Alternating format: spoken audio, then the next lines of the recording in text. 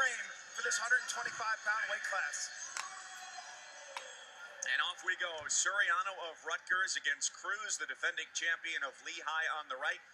Nathan Tomasello of Ohio State in the red singlet on the right side of your screen against the freshman Spencer Lee of Iowa in the black and yellow. Last time Cruz and Suriano met was about a year and a half ago when Suriano was with Penn State. Suriano winning 7-0, but it was really close until the middle of the second period. Then Suriano got on top, got a big tilt, rode Cruz hard, and that's something that cannot happen this time if Cruz is going to get into the finals and win a second title.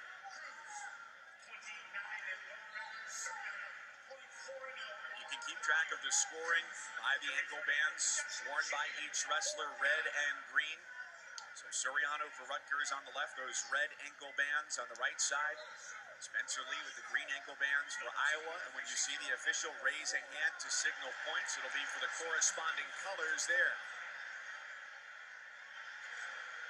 Terrific job there by Spencer Lee, dropping in on that leg of Tomasello and right away covering up for 2 points on the edge of the mat. That's what you want to do if you're that freshman. Get going, get your pace going there, score that early takedown, control the match. Well, that's big, and that's different than their last 2 meetings right there. Huge for Spencer Lee. He scores points and scores them fast. And he has won big. The freshman from Murraysville, Pennsylvania, has won via 2 tech falls and a pin, taking down Nick Piccinini with a pin in 3:58 earlier today. This was a point of weakness for Nathan Tomasello in their first meeting, as Spencer Lee rode Nathan Tomasello an entire period. And that was the difference for the win for Spencer Lee the first time. Nathan Tomasello in the Big Ten's never getting underneath Spencer Lee. Chose neutral in the period he had the choice and did not get taken down. Really like the pressure that Lee's putting in that top position. See right there, he's got that left leg blocked, pressuring forward, keeping the weight on Tomasello's hands. He's trying to work on that wrist, see if he can get some near fall points there. Tomasello needs to take advantage of this whistle right now. He's got to jump up off there and try to steal that first move. Keep that pressure from Lee off his back so he can get that escape point.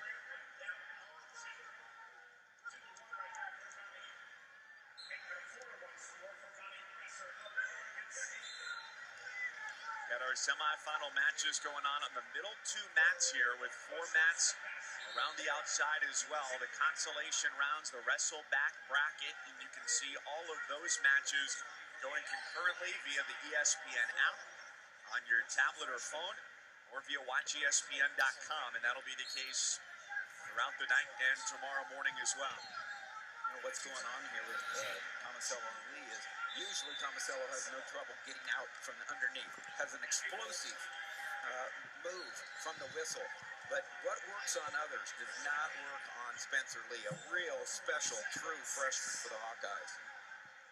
Big Ten Freshman of the Year, and he said the toughest matchup he had this year was the man on the mat right now, Nathan Tomasello. As you mentioned earlier, when they met in Columbus in late January, it was 3-2. And this is going to be a big 4. Or did they run out of time? Just 2.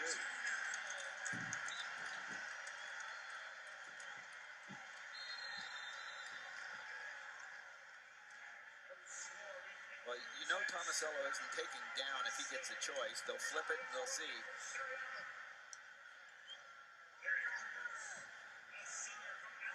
Because before that move there to end the period, talking about their meeting in January, a 3-2 decision. Tomasello started the second period on the bottom and got ridden out for the entire period, and Lee ultimately won on riding time. That's the last time he chose the bottom, but right now, Tomasello's key to victory is that high crotch, and nice job by Lee there, putting control. He controls that lead left arm there as Tomasello sets in for that high crotch, not letting Tomasello get to that leg. 1:08 left in the second period between Suriano of Rutgers and Cruz of Lehigh on the left side. Suriano, the sophomore, up 1-0, has yet to allow a point scored on him here in Cleveland. A tech fall win, a pin, and an 8-0 major in his last time out against Louis Hayes of Virginia.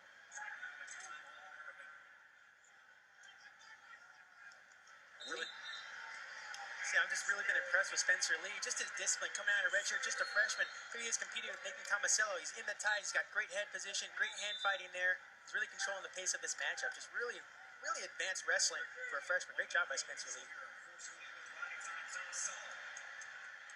Tomasello needs to finish this to be in the match, and he does. You never count out Nathan Tomasello, the national champion as a freshman, 3-time All-American.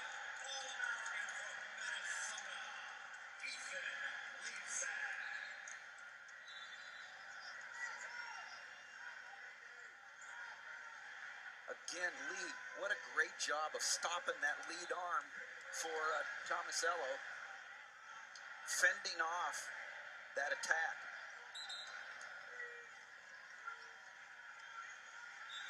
Looks like Tomasello now, he's starting to gain that momentum. He's working those ties. He got that takedown going. He's got to fight back. He's got to work in those ties again. Keep his offense going. It's too early in this matchup to shut down. So coming down to the wire, short time in the second on the right side between the 2 and 3 seeds. Meanwhile, the defending champion down 2-0 as they go to the third on the left side of your screen.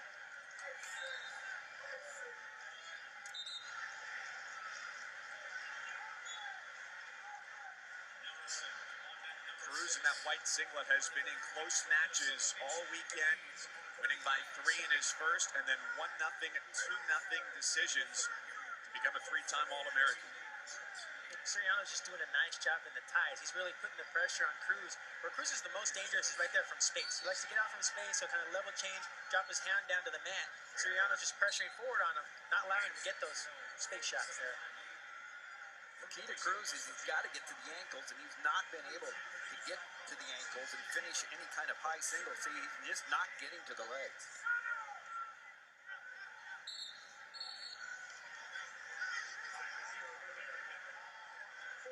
Right there, Cruz seems like he's hanging in those ties there. Soriano's controlling that wrist. He's got to get quick and snap out of those ties. Get that space, quick setups, try to shoot. Get those shot attempts going there. Don't just sit in the ties with Soriano. That's where he's going to beat you. And I think you're exactly right, because he's getting slowed down by Soriano's power. The controlled ties. He's letting Soriano control the ties and use the power. So down to 35 seconds for Cruz to try and score on Soriano, which no one has been able to do at the NCAA tournament.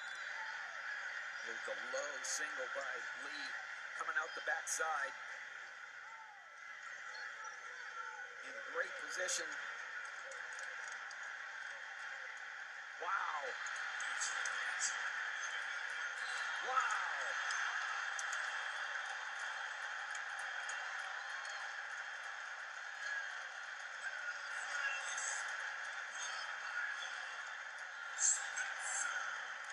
Spencer Lee, the freshman from Iowa.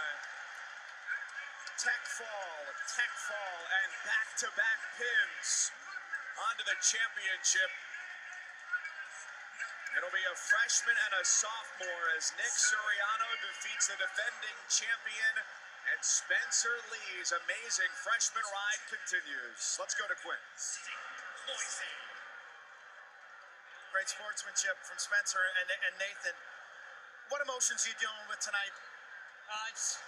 Me and Nathan have known each other for a long time. I didn't know we'd ever wrestle in college.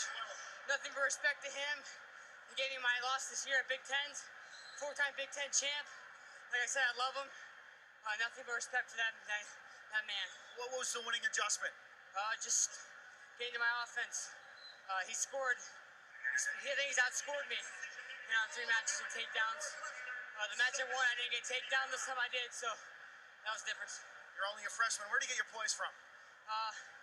My coaches, my family, my friends, they believe in me, and I had to learn to believe in myself. And now in semifinals, I heard Soriano is another opponent that we both respect each other a lot, and we told each other if we made the finals, we'd put on a show. Congratulations, Spencer. Impressive. And he did absolutely that. Former consensus #1 recruit goes into the finals with a bang. Well, it comes out, gets his hips underneath, and even then gets both legs covered and gets the two. Now covers up, gets the chin. Now he's got the chin there, and that's what seals the deal.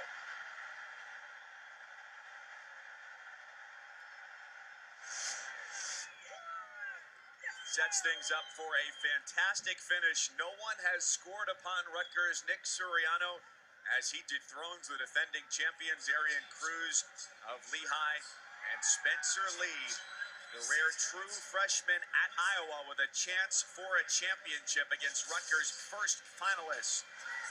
Seth Gross, denied a championship a year ago, has been atop the standings all year at 133. Tries to get back to the finals.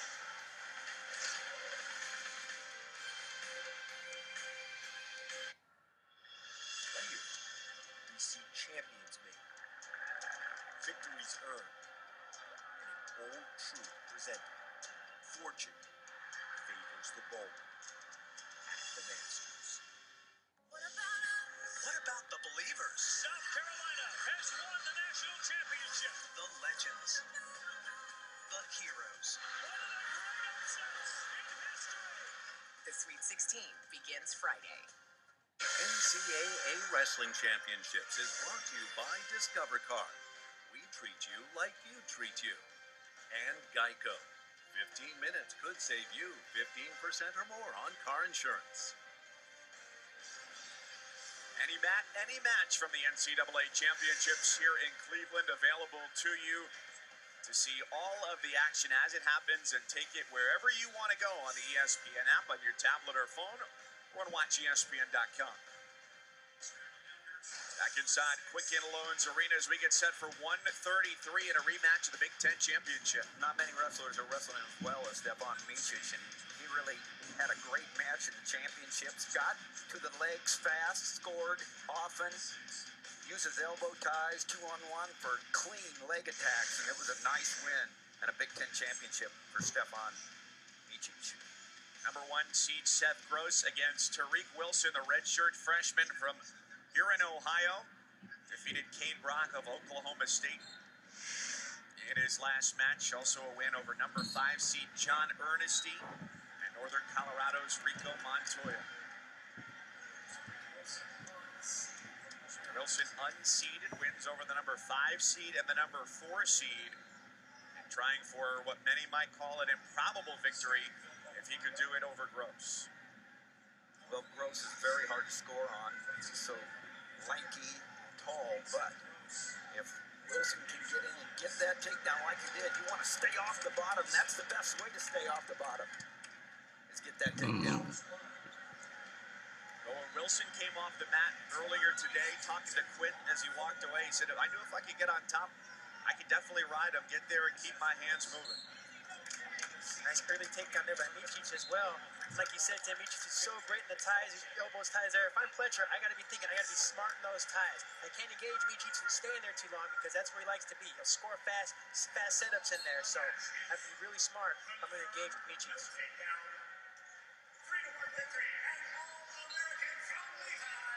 I'm just talking about, you want to stay out from underneath Gross because he's so good on top. And that's why any way you can, you do not want to get under. And what a great start for Wilson. He's got to stay focused on that strategy. Gross gets the escape point, 2-1, and Wilson is going right back to work, unseeded. In the battle of his career very early on in his Wolfpack tenure. Wow, Wilson did a great job of getting that far knee and making it collapse and driving across. Good attack there by Wilson. Get the first takedown right away, back up to the feet. He's still attacking. That's what you want to do. Put the pedal down, be relentless with your attacks. Don't allow your opponent any time to get comfortable, get their offense going.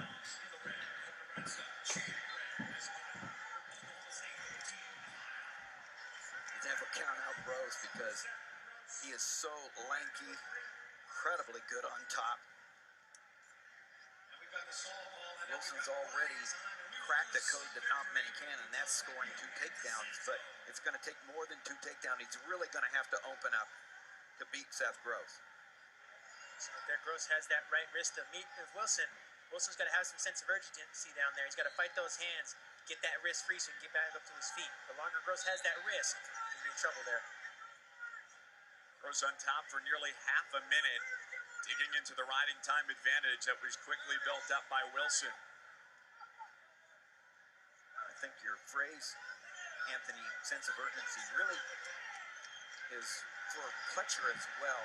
He needs to work the head more and get a takedown and score a little earlier than he has in the past. He hasn't scored often enough, and he needs to score earlier on Micic, not let Micic get on a roll. Looks like Pletcher's just playing a lot of defense right now. Right there, Micic had that 2-on-1. Pletcher was just trying to back out of it. Pletcher's got to kind of adjust here, create his own setups. He's got to work some action here and get his offense going. Don't play defense all the way through. End of the first there, Micic up 2-1 against Pletcher, who defeated Scott Parker of Lehigh in the quarters 3-1, a first-time All-American. But Anthony, all of his matches have been close. You've got 3-1, 2-1, and 4-3 to get here to Friday night. Winning is winning. It might not be pretty, it might be by a lot of points, but hey, you advance, that's all you got to do. Get that arm raised.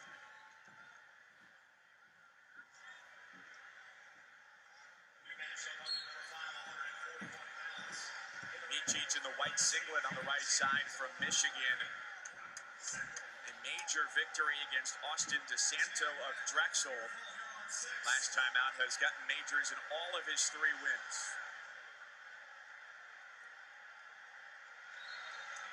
Beautiful cross wrist roll there by Gross. One of my favorite moves. He hit it twice there. First time didn't work. He cinched up that wrist a little bit tighter on the hip. He's able to get that leverage he needed to pull it right over there on Wilson. He's a cool customer. He loves to be on top, Seth Gross.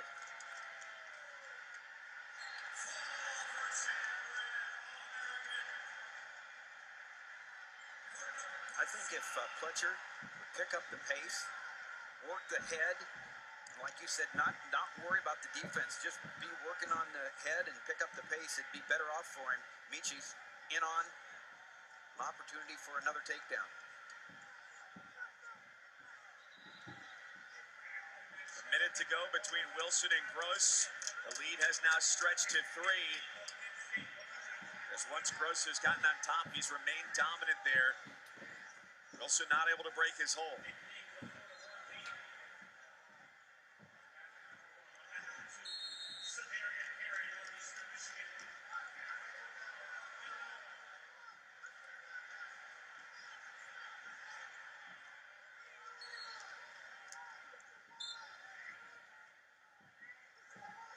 2-2, Pletcher, Micic, 25 seconds left in the second period. And all of a sudden, this is a match that Pletcher likes. Out of 28 wins, 15 have been by 2 points or less. He knows how to win with that close margin. That's good counter tie there by Micic. You see he went for that 2-on-1. Looked like Pletcher was trying to set up with that elbow. It's the left side high crotch. That's one of his go-to moves there. But smart wrestling there by Micic, seen it coming, trying to adjust, get that 2-on-1.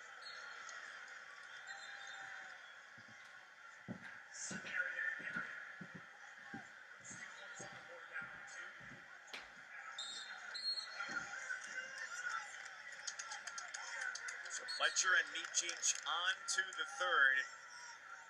Pletcher's only losses this year coming at the hands of Micic. That's the kind of head work that I was talking about. Pulling on the head, snapping on the head, taking some cues from his heavyweight leader. The snaps, the pulls, and that's the setup you were talking about, Anthony, for Pletcher to be successful against Micic.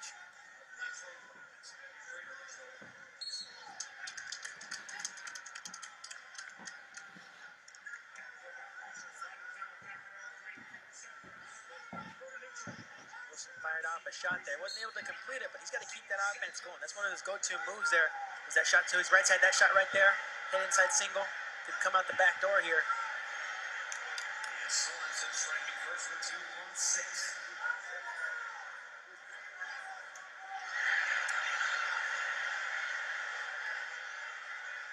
Fletcher and Micic inside of a minute, separated by 1 point. Fletcher in on that. Micic's got the whizzer.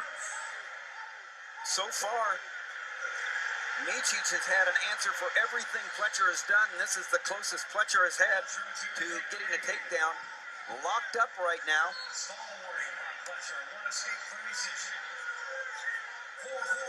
So they gave the two. Hand went down. Nice job by Fletcher. Really doing the job on the head here. The setups working his way. He's got to be creative here, and he's had success. Things going Fletcher's way. There's a nice shot by Micic. Got to come out the back door. He's got the leg hook. Wilson trying to get the trip on Gross. Man, what a great series of moves there by Micic with the takedown and the near fall.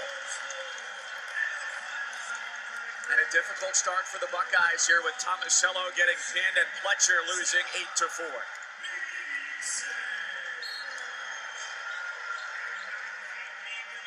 Down to 20 seconds.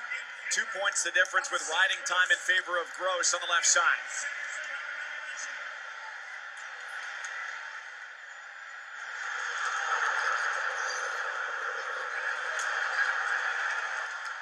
Wow.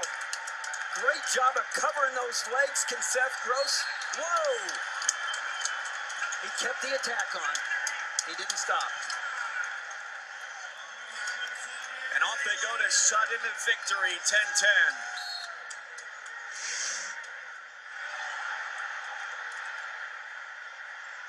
See Wilson in on that same shot again on Gross, the same leg.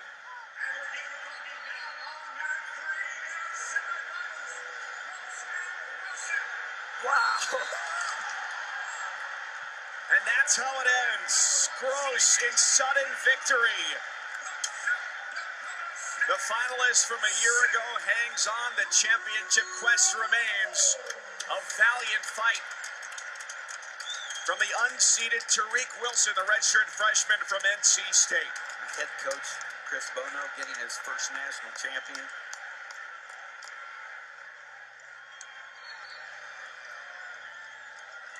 Great effort by both of these wrestlers, and the shot by Wilson, he just got stopped. Okay, stopped, and then it went into Seth Gross time. Steps over, has the overhook, and sits. Let's go to Quinn.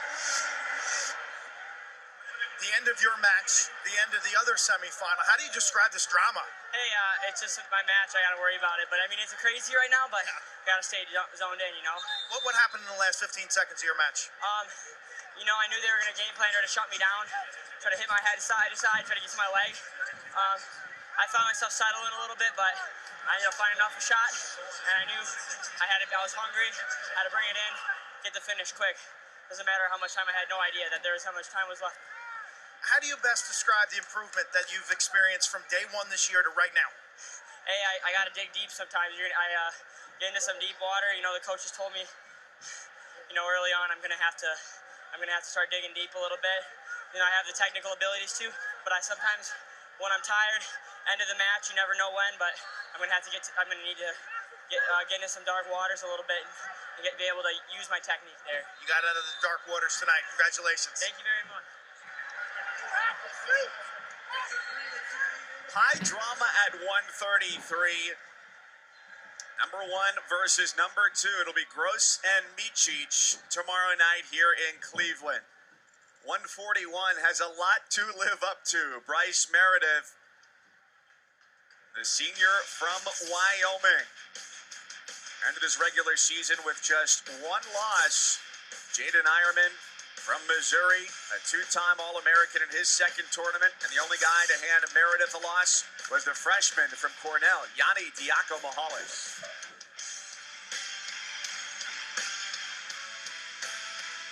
What about the believers? South Carolina has won the national championship. The legends. The heroes. One of the great upsets in history. The Sweet 16 begins Friday. Here, we see champions made. victories earned, and an old truth presented. Fortune favors the bold. The Masters.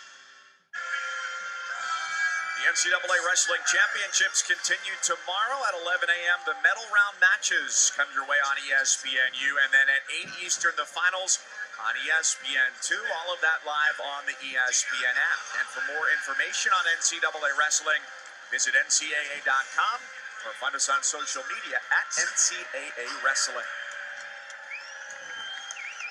Lots of points to be gained here tonight. Ohio State in the lead, 80.5. Penn State behind them. Michigan right behind Penn State, 66.5. And Iowa earlier with a pin, getting to 62.5. Back down that side, here's Quint and Jim Gibbons, the former national championship coach and wrestler. He got both of them. He's got a gold trophy as a wrestler, and he's got one as a head coach. What's it like as a head coach now, as you prep your wrestlers for the big stage here, the semifinals? Well, it's the emotional swings you go through, and it's important that the guys you leave in the corner are of the same mindset. They're even-tempered. They've got to give the right calls to these guys. They got to, keep the guys calmed down, and they have them execute their techniques, their match, and be supportive as much as you possibly can. This is such a great round on the outside. We got the blood matches for All-American status and quality on quality in the semifinals. We take a look at Bryce Meredith of Wyoming and Joey McKenna of Ohio State. McKenna's defense has been off the charts since the Big Ten tournament. Why? Well, he never gets out of position. You see, he's wrestling a half a head lower than Bryce Meredith right now. He's going to have to take some shots later in this match, and he's look at that big set of legs and that wide stance that Meredith has. He just never seems to leave his feet. But McKenna will rarely come out of that stance, and that's why he's so tough to score on. But he's really tough in the top position. He hasn't given up many escapes in the last month.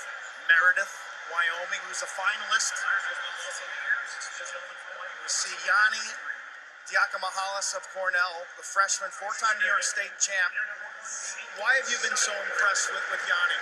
Well, that match against Dean Heil, he took Dean Heil's best shot. Dean just got beat out of the tournament here just a little while ago, the reigning national champion. But he was able to go ahead and manufacture his own points in the match late. And not only is he a great scrambler, but just like that, just gets out of things quickly and has a lot of poise. His one loss this season against the man he faces today. Bryce Meredith likes unconventional positions. He's a good scrambler. He's funky. He's creative. How can Joey McKenna avoid those situations? It's going to be really difficult. It really is. I mean, he's going to have to stay in good position and see if he can wear his opponent down. You never know what's going to happen in these matches. You got to stay in your style, and if you can stay in your style, sometimes you feel your opponent exhale sometimes, Q, and when that happens, you got to be ready to strike.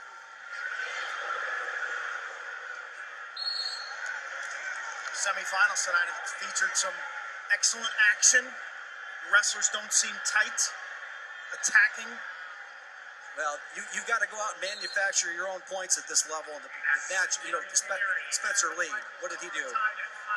Everybody thought that Tomasello had the advantage on the feet, so what did he do? He went out there and got the early takedown and did it late in the match as well.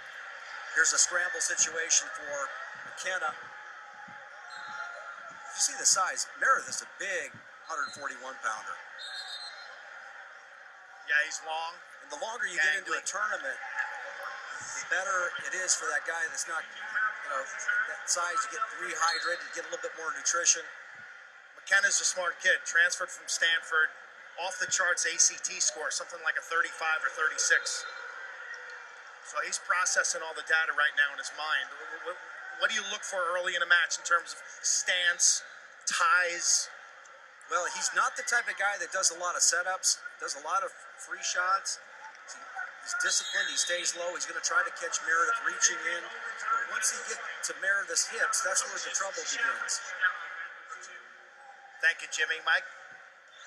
McKenna and Meredith, Quinn, have met twice, but none last year. Both in 2016, splitting the series 1-1. And as you mentioned, back on December 30th of 2017, earlier this season, it was 9-6 for the match on the right side in favor of Ironman, the Missouri Tiger. That was a wild match they had. In fact, Ironman had to come from behind, scored big points at the end to beat Yakima Hollis. And Coach Brian Smith would just as soon he finish more cleanly and not resort to that, but he's got a lot of poise, as Jim said. He's one tough, wild wrestler. They have similar styles of wrestling, Ironman and Yakima Hollis. Ironman spent very little time on the mat over the course of his time here in Cleveland. Total of 9 minutes and 35 seconds out of a possible 21 regulation minutes. 2 pins. And then in his opener, it was a 12-6 win over North Carolina's A.C. Headley.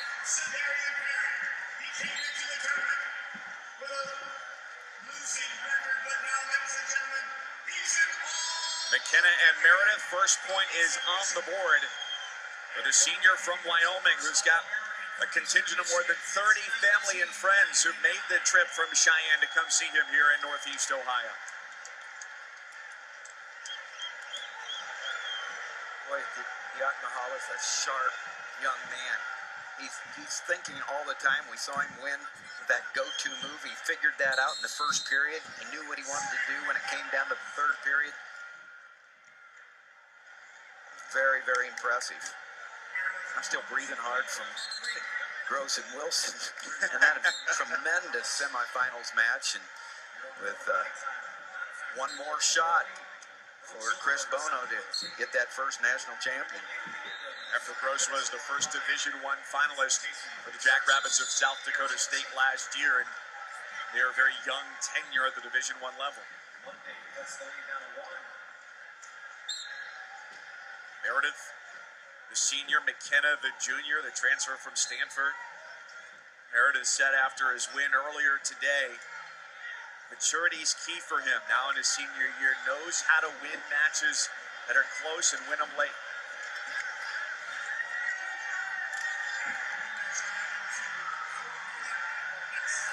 He's going to have to break through McKenna, and Jim was talking about he never loses position. McKenna always stays in great position, and it has worked for him so well in this last month of the season.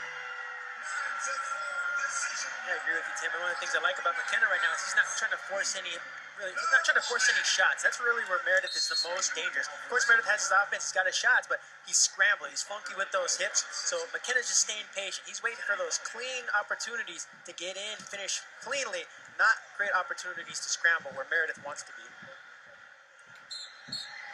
We had blood time on the right as we go to the third. Yakima Hollis up by 2 over Ironman. The freshman from Cornell, leading the redshirt sophomore, his hometown where he goes to school in Columbia, Missouri. There's no doubt what is in mind by all 4 of these wrestlers. They want to score on their feet, and now Yanni in on that double leg, but great hips again to fend off Yanni's shot by Ironman.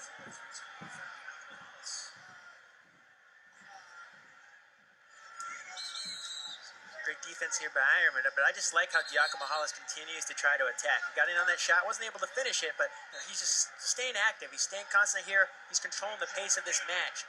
He's not trying to shut down, not trying to ride out a 1-point lead here. Way to keep it going. Looking at a young man, a freshman from Cornell. Wasn't long ago we were looking at a freshman named Kyle Dake. Took the nation by storm, won 4 titles at 4 different weights. Could this be a glimpse of things to come? But right now he's protecting a 1-point lead. 2 freshmen for Cornell in the semifinals tonight. He had to come from behind in the quarters against Dean Heil. Take down the last 30 seconds, now trying to stave off an Ironman attempt at scoring a pair. Ironman has that single, but the whizzer in tight by Yanni, and a slip and a takedown for Ironman. Nice job there by Ironman, slip arming out there, covering up those hips of Yakima Hollis quickly.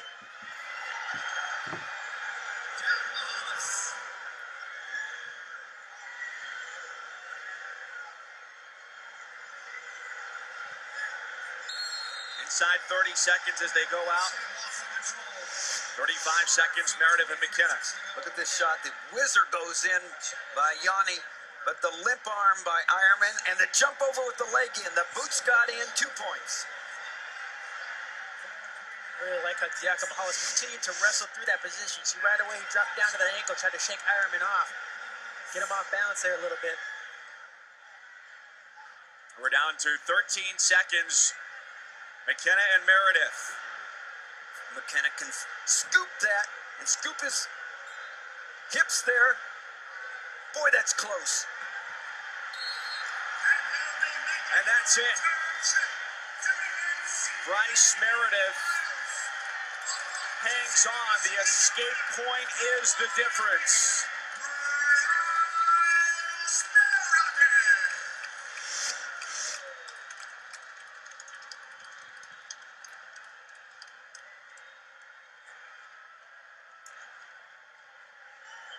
On the replay there, Diaco Mahalis got the escape as he went out of bounds.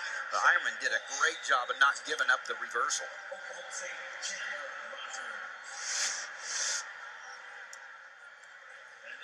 Meredith going back to the finals where he finished second 2 years ago. 141 has one finalist down.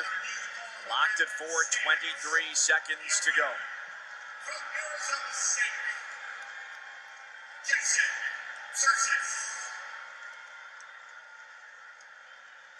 A lot like their last meeting. Real close. Yanni was holding a lead. They're tied right here, and Ironman got in on a shot, put Yanni on his back, and won a big come-from-behind victory.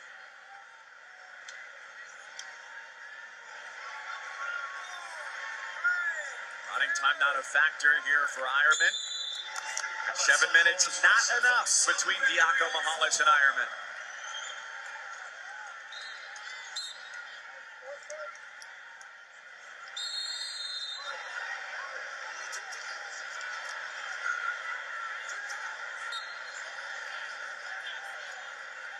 Sudden victory here for the first 60 seconds of overtime. First score wins it. If nobody scores in these 60 seconds, alternating 30-second periods. Non-sudden victory there. Beautiful takedown there by Diaco Mahalis. He caught Ironman switching his lead leg right at the perfect moment to catch that leg. Diaco Mahalis gets the point, and he is on to the finals. Our second freshman of the night who has a chance to wrestle for a title. He took the shot.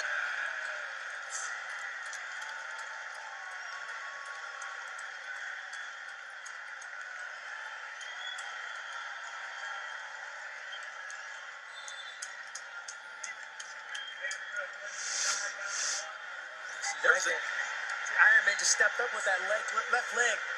Diaco Mahalis captured it right at the right moment. Just ready to pay attention there, sees that opportunity.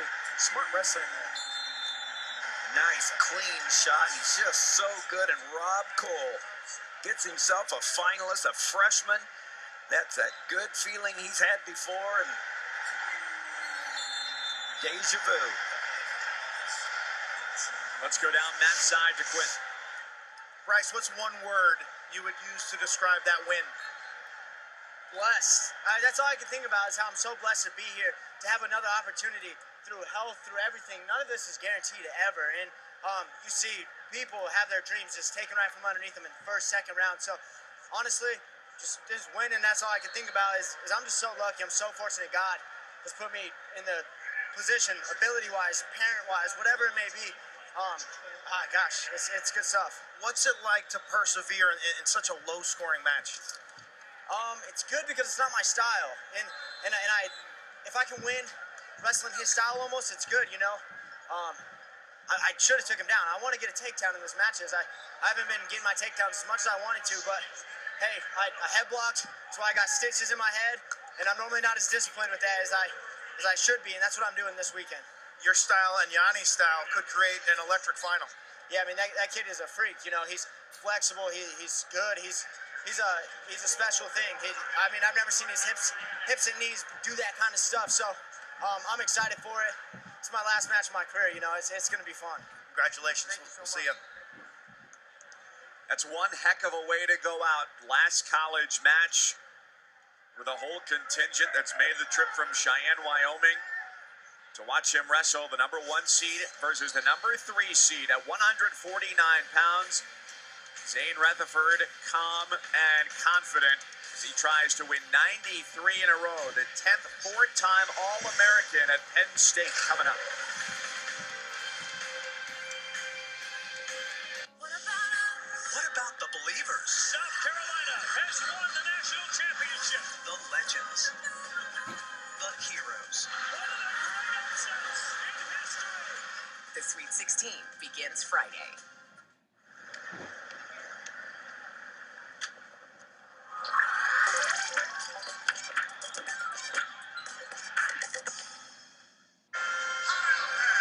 The NCAA Women's Championship presented by Capital One continues tomorrow at 11 on ESPN2 with more first-round matchups. You'll see UConn take on St. Francis, champions of the Northeast Conference.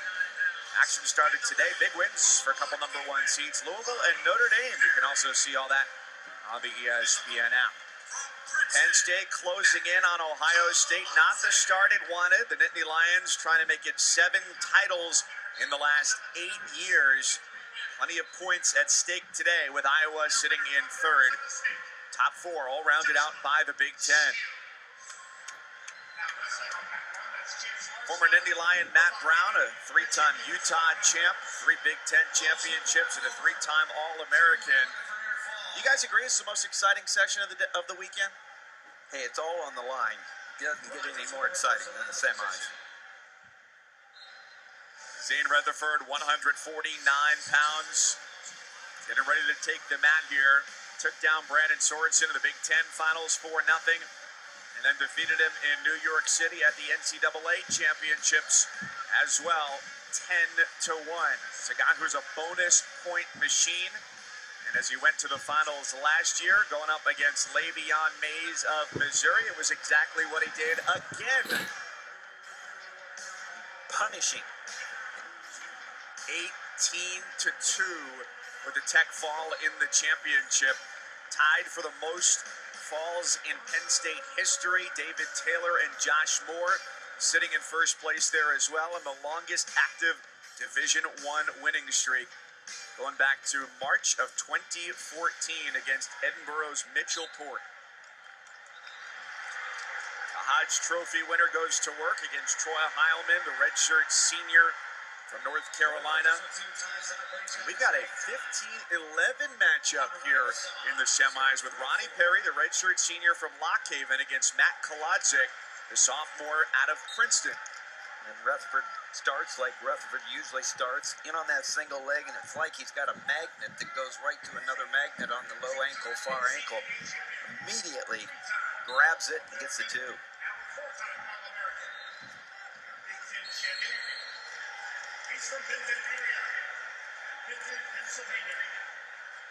So Perry on the right side in the red singlet, the number 15 seed, took down Arizona State's Jason Surtzis 7-4 to get to the semis. Former national champion at Northwestern. Prior to that, had to knock off Brandon Sorensen, the number 2 seed. 3-2 decision against the 3-time All-American, so no easy path. Here to take on the Princeton Tiger out of Bellbrook, Ohio, Matt Kolodzik from just outside of Dayton across the state. There is no easy path, but if there was such a thing, it would be the path that Rutherford takes, because he just overpowers every wrestler that he competes against. Yeah, he definitely does. To see that nice mat return. Rutherford electing to go back up to his feet, keep scoring some points here. It's that constant movement there, hard snaps. Nice job dropping down to those legs, covering up for 2 points again. Always on the assault there, always looking to score. Heilman, a really nice tournament, a big win against Hayes from Ohio State, but he's just probably outmatched right here.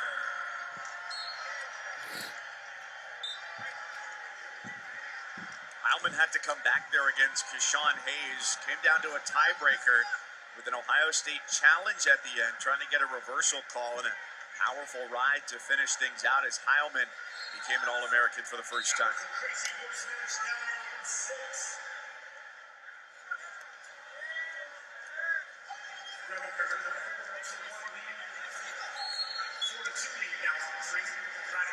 We got the semifinals going on the middle two mats here on the outside four mats as well. Wrestlebacks consolation rounds. You can keep up with those any match wherever you go with the ESPN app. Also available on WatchESPN.com. Coming to you from Quicken Loans Arena here in Cleveland. Mike Cousins, Tim Johnson, Anthony Robles upstairs, and Quinn Kesnick down on the mat.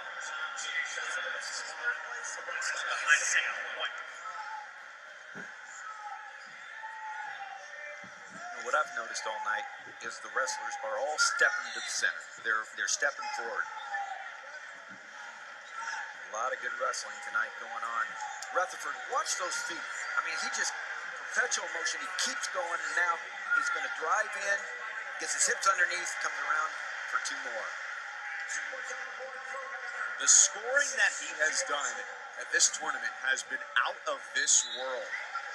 A tech fall last round. Add another tech fall onto that in the pin for his victory resume in Cleveland. Outscoring opponents now 42-5, including this match.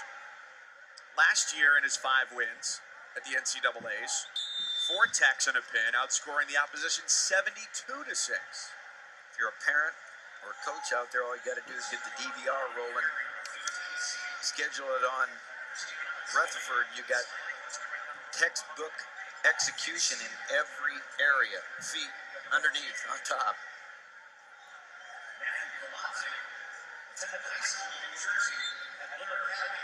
Trying for his 93rd consecutive win. Minute 30 in the second on the right side in our 15-11 matchup. Matt Kolodzik, 1-0 lead. Kolodzik out of Princeton last year. 10th All-American. Moving up a weight class this year from 141. Both Perry and Kolodzik having trouble getting through that head-hands defense, and you got to start being creative if you're going to score from your feet. Obviously, can't go straight ahead, but neither having a lot of success in that area. Kolodzik's go-to shots is a high crotch to his right side. So far, Perry's doing a nice job of just defending that leg, not allowing Kolodzik any opportunities to get in on it.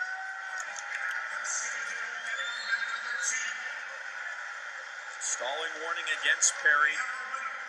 First All-American for Lockhaven since 2015 for the 3-time qualifier.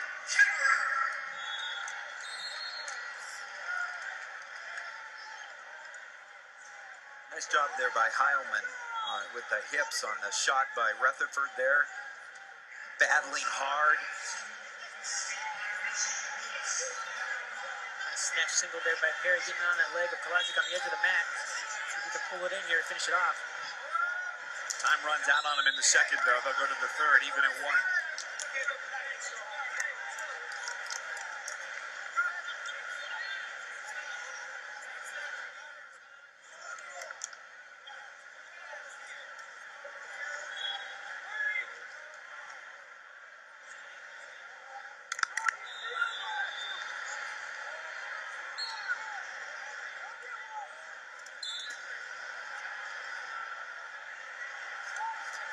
Just the relentless pace by Rutherford is what we get treated to every time he wrestles.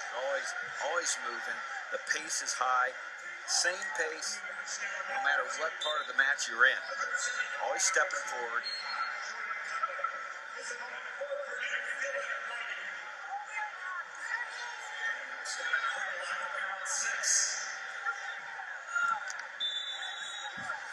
Perry's got the 2-1 lead, 90 seconds to go in regulation.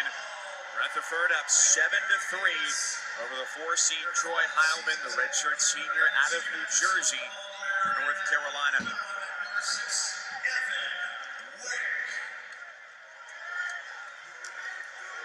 That is a great shot.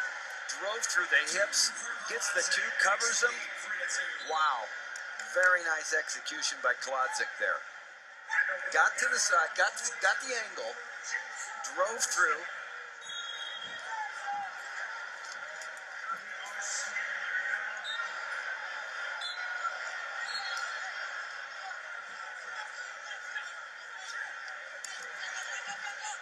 to build up riding time with less than a minute to go. Buzz is doing a nice job there, elevating that back leg, putting a lot of pressure forward. If Kaladzik can hang on here, the orange singlet on the right side, he'll be the first Princeton finalist since 2002. Greg Parker went to the finals that year for the Tigers. Nice job of getting up to his feet by Perry. Good hand control. Hips got some space and got out of there. So 3-3 and no riding time. Perry's got to get going now and go to the go-to shot. Got to create some action here. Nice little slide-by attempt. Great job there, just covering up those hips right off that slide-by. Nice action there by Perry. What an answer to Kaladzik, who had that situation in hand. Perry's got a lot to wrestle for. His last NCAA tournament late takedown wins it for the number 15 seed, Ronnie Perry of Lock Haven.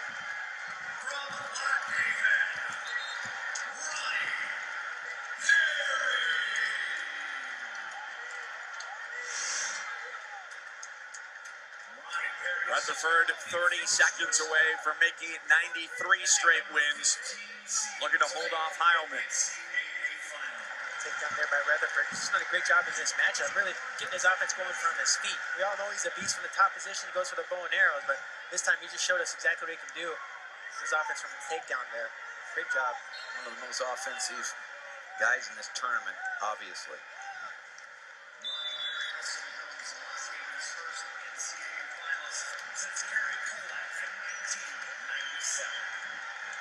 So Rutherford is on 10-4. Earlier today, becoming Penn State's 10th four-time All-American. His great career continues on to the finals tomorrow. And let's go down to Quint, who's looking for Zane. Zane, congratulations. You take the mat tonight. What's on your mind? Just keep it scoring. I know there's a lot of emotion right now with the team race, so just taking my mind off that and just doing what I can for the team. How would you describe that performance? Obviously, the goal is to pin or get as many points as you can. I feel like I got some good takedowns on my feet, so something to be happy about. I learned a little from David Taylor, your former teammate. He said one time in practice, he let you put a power half on it and on him, and that's the last time he ever let you do that. He was saying that you have tremendous hand and forearm strength. Yeah. Is that accurate? I don't know. I don't feel it on myself, but I guess it gets tight. Good luck Saturday night. Nice job. Keep it rolling.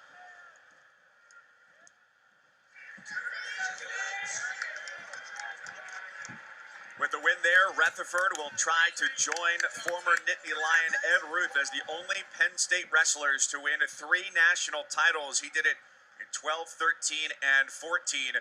Rutherford 93 and counting. Will be going up against another senior, Ronnie Perry, the number 15 seed from Lock Haven. This is where the Murderers Row comes into place for Penn State. Hayden Hidley undefeated at 157. Jason Nolf will try and keep the point scoring party rolling for Penn State at 157.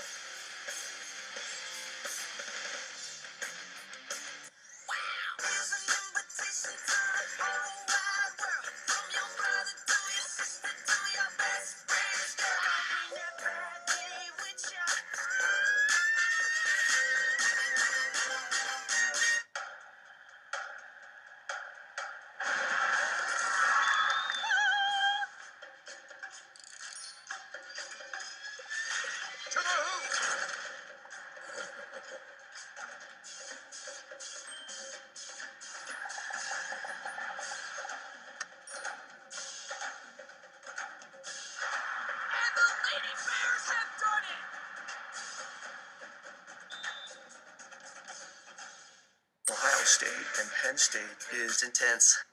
It's a rivalry. That's about all you can say. This year, the rivalry is just between Ohio State and Penn State. I don't really think any other school can compete with us. Pretty much everyone on the team matches up with someone really good on their team too. When you have two great programs, always trying to compete against each other, challenges both teams to rise to the occasion. I think we know that we can beat them. You know, we think we're the best team. We realize our potential and how on paper we're a scary team. This is where we get to prove it. Obviously, I want Ohio State to come out on top.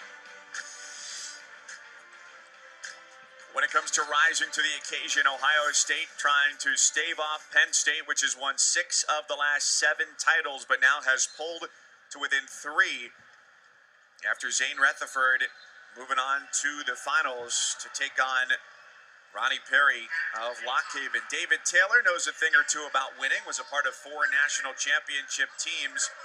Wrestlers will tighten up human nature, but everybody who can stay loose, you're going to be better off that way. How about it, Quint? David Taylor, kind enough to join us. How do you describe this environment here? The 2 mats, the semifinals, the blood matches on the outside, and this great crowd. Well, I think at this point, it's exciting. It's exciting for the fans. It's exciting for the wrestlers. I mean, at this point, the guys in the middle, they're all American. So for a lot of the guys, they've achieved their life dream. The guys on the outside, they're battling. They're trying to get that All-American round. Once you become an All-American, the pressure kind of comes off, and you can just kind of wrestle for yourself. But right now, with the team race on the line, and you can kind of feel it in here, the tension between the fan bases and just the general fan base being Ohio, with Ohio State being as good as they are and doing as well as they are right now, it's really exciting, especially with this match, Ohio State versus Penn State, and going forward, it's pretty special right now. Penn State's got the consecutive championships. Ohio State trying to make a run. They're in front right now. We just ran a piece on the rivalry. What are your thoughts on the 2 teams as they square off?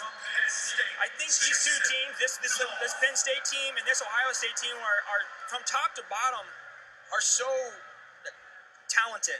And, I don't know if I remember a time when there was so much talent from top to bottom on one team. Like, a lot of times you see where there's 4 or 5 really good guys, but these guys, you're talking about superstars.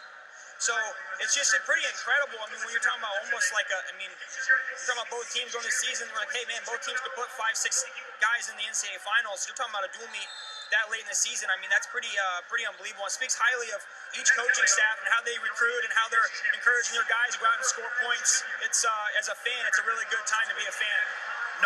Jason Nolf of Penn State, and on the single, wrestling Micah Jordan of Ohio State. Lifts him off his feet entirely. Look at the power. And gets an early, too. Jason Nolf is the best wrestler in this weight class if he's 100% healthy. In your eyes, how's the leg? How's the knee? Jason's one of those kids that no matter how his leg feels, he's going to tell you it's 100%. So all I know is it's 100%.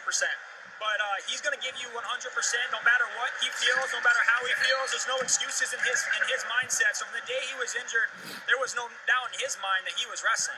And to see him out here wrestling, it's pretty amazing. And you can see in this tournament, he's not quite the same as what he typically is. He's wrestling a little bit more, I wouldn't say reserved, but he's definitely protecting himself. I think his first couple matches at the Big Tens, he was trying to go out with that really high pace, and those guys were diving at his leg every single time. And he's kind of slowing it down a little bit, wrestling a little more controlled, but that just speaks measures to how talented he is as a wrestler to be able to turn the pace up and turn it back down and still be in the position that he's in right now. He's got a minute of riding time and looking for back points with the half by the edge. And he gets some back points. That is tight.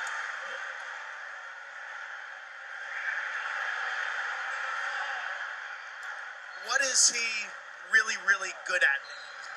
His motion. His motion's unbelievable. I wrestle him still just because I want to feel how fast he is. And I just don't think people understand it until you wrestle him. And once you wrestle him, you don't understand until it's 2, 3, 4 minutes in the match and he scored 8, 10 points. He's the guy who wrestles on his feet. And right now he's getting a second set of back points on top. And that just is, he can just change it up like that. Just extremely, extremely talented guy. He wants to win, really competitive. Jordan kicks out. A lot of energy expended in a scenario like that. What's that feel like? Have you ever been there? For both guys. For both guys. Both guys, really? Because in this atmosphere, Jason's looking for the bonus points. At this point in the match. So when you're trying to pin somebody, or you're trying to hold them down, that creates that flexing, and it's tough. if the same thing goes for the other guy. It's just to be able to have to fight off your back is one of the most challenging things there is in wrestling. And now you have to go right back out and you're back on the feet with a guy who can score at will. So it's, but Jordan's got an amazing single leg and he's right back in there. Scoring right here would be really important for him to get some momentum going back in his favor. We've seen Penn State wrestlers throughout history, recent history, under Cael Sanderson. They just don't tire. They look so relaxed and not breathing heavy late in matches.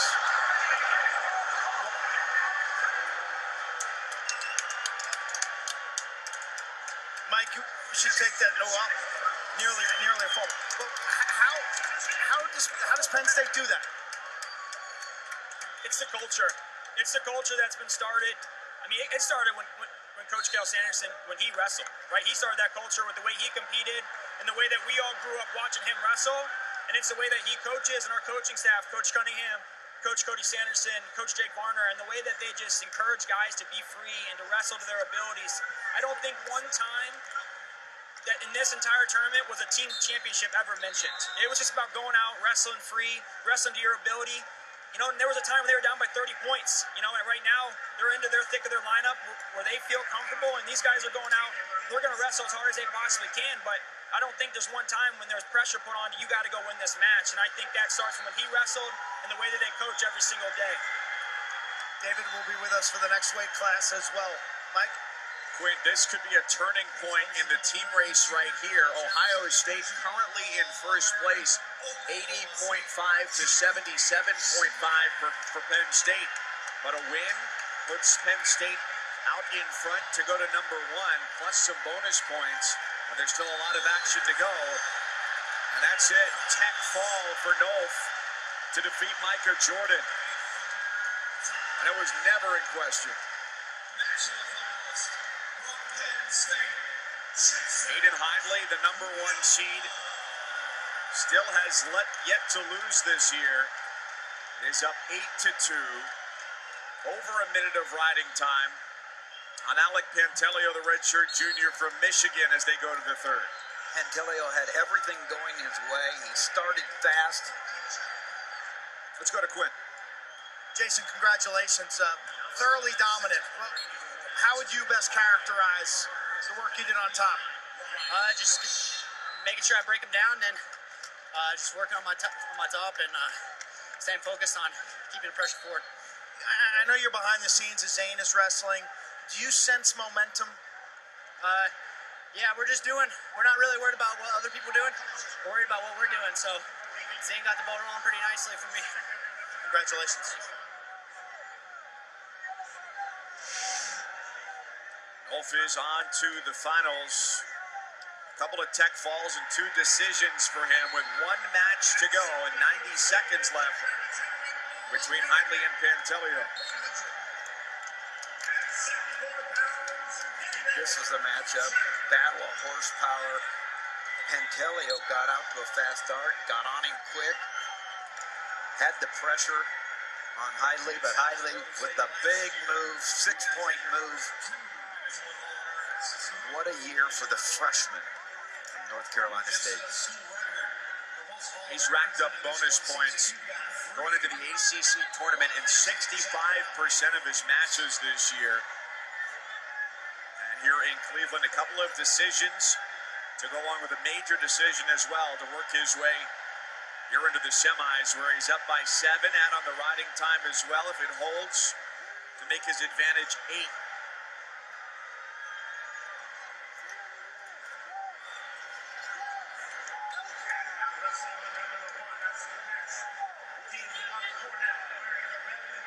How interesting would a finals matchup be for him against a Penn State wrestler, for Hidley in the black singlet from Lewistown, Pennsylvania, just 32 miles away from State College, PA. Great prep wrestling in both the state we're in and the neighboring state of Pennsylvania, Ohio, Pennsylvania. The numbers, the strength, the number of All-Americans every year from these states. Incredible. You saw a lot of Iowa license plates around town this weekend, but a lot of fans who did not have to travel very far to the national championships this year. How about Pat Popolizio, the job he's done at North Carolina State?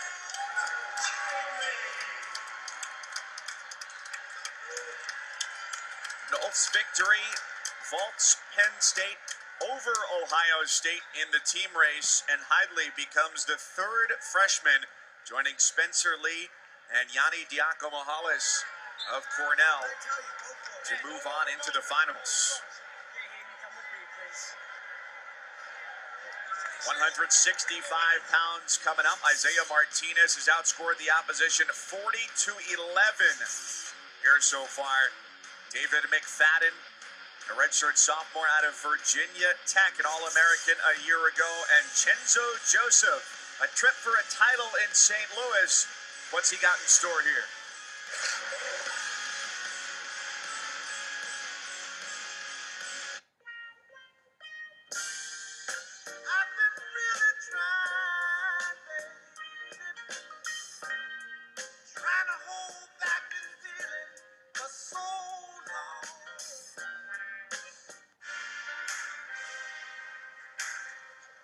C'est quoi ça? Ce n'est pas classique. Ce n'est pas une photo de la modèle. C'est une chose.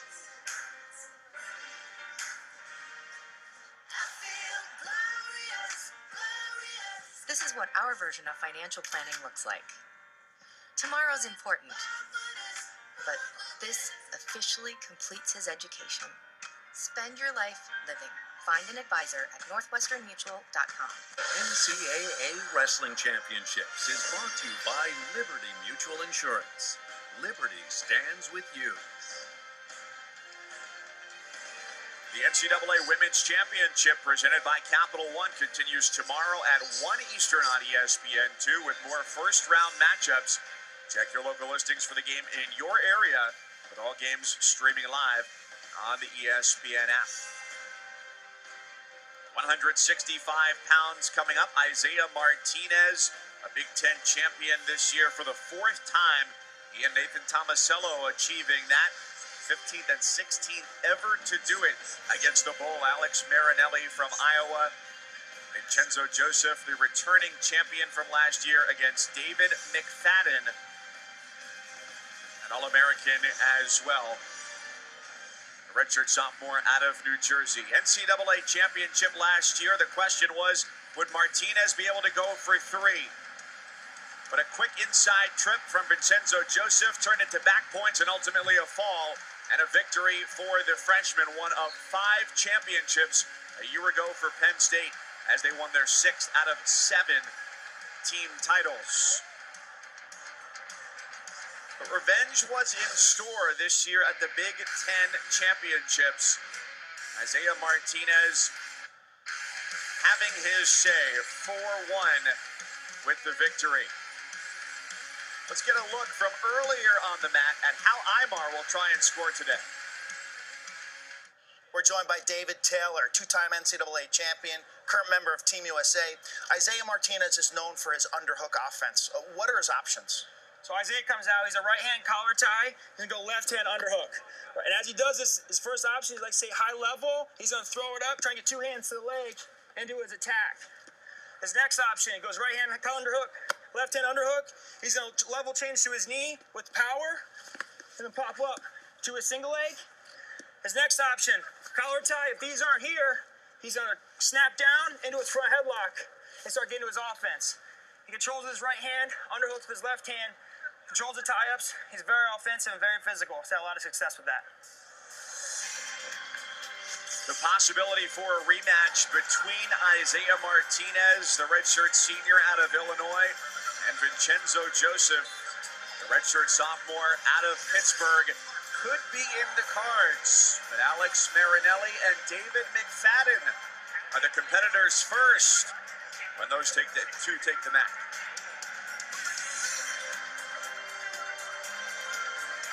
Excuse me, are you aware of what's happening right now? We're facing 20 billion security events every day. We just handled all the priority threats. You did that? We can identify threats 50% faster. You can do that? We can do that. Then do that. San Antonio, here we come. Hey, Chuck, you're really excited about this Final Four. Final Four? Final s'more. I'm more excited about the a la mode. Alo what? You know, the famous fort that serves ice cream.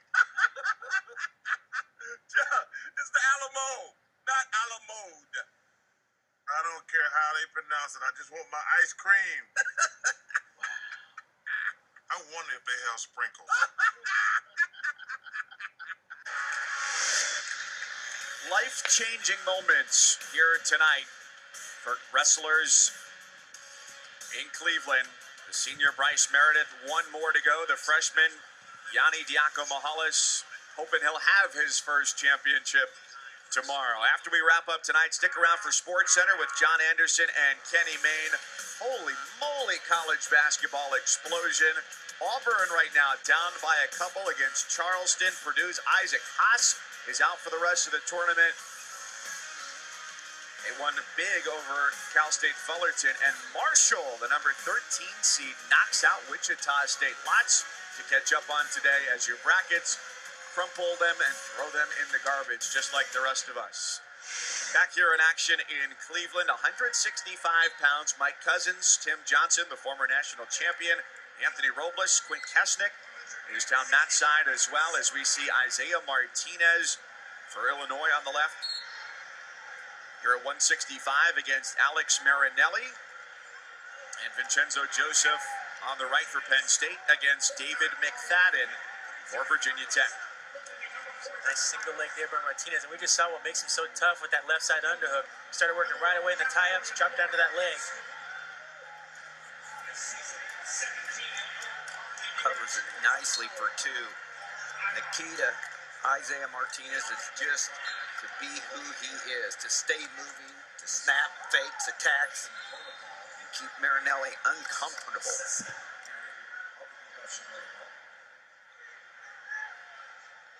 Marinelli for Iowa, hoping to make it 2 for 2 for finalists for the Hawkeyes. After Spencer Lee at 125 pounds, moved on earlier in the first round today, and he'll take on Nick Soriano from Rutgers. Those two wrestlers, Lee and Marinelli, make the future bright for Tom Brands and the Iowa Hawkeyes, because Marinelli is aggressive and smart and relentless with his attitude, so he'll stand up to Imar, and it'll be a really tough match if he can get his double leg going. Two semifinals here. There's concurrent action on the 4 outside mats as well. So if you're looking for the wrestlebacks, the consolation rounds, fire up the ESPN app on your computer or your phone or your tablet, or go to watchespn.com. Every match available to you throughout the course of the weekend, including the 2 sessions tomorrow as well. Tom Brands, the 3-time NCAA champion, Olympic gold medalist there. 3 NCAA titles as a coach for the Hawkeyes. 2 national champions going at it right now on in each mat in last year's finals between Joseph. And this is not where McFadden wants to be. He wants to stay out of the upper body. Terrific job there by Joseph adjusting. He's in the upper body lock there, dropped down to the leg. Looks like he's trying to circle in with that leg. He's underneath it. See if he can finish here.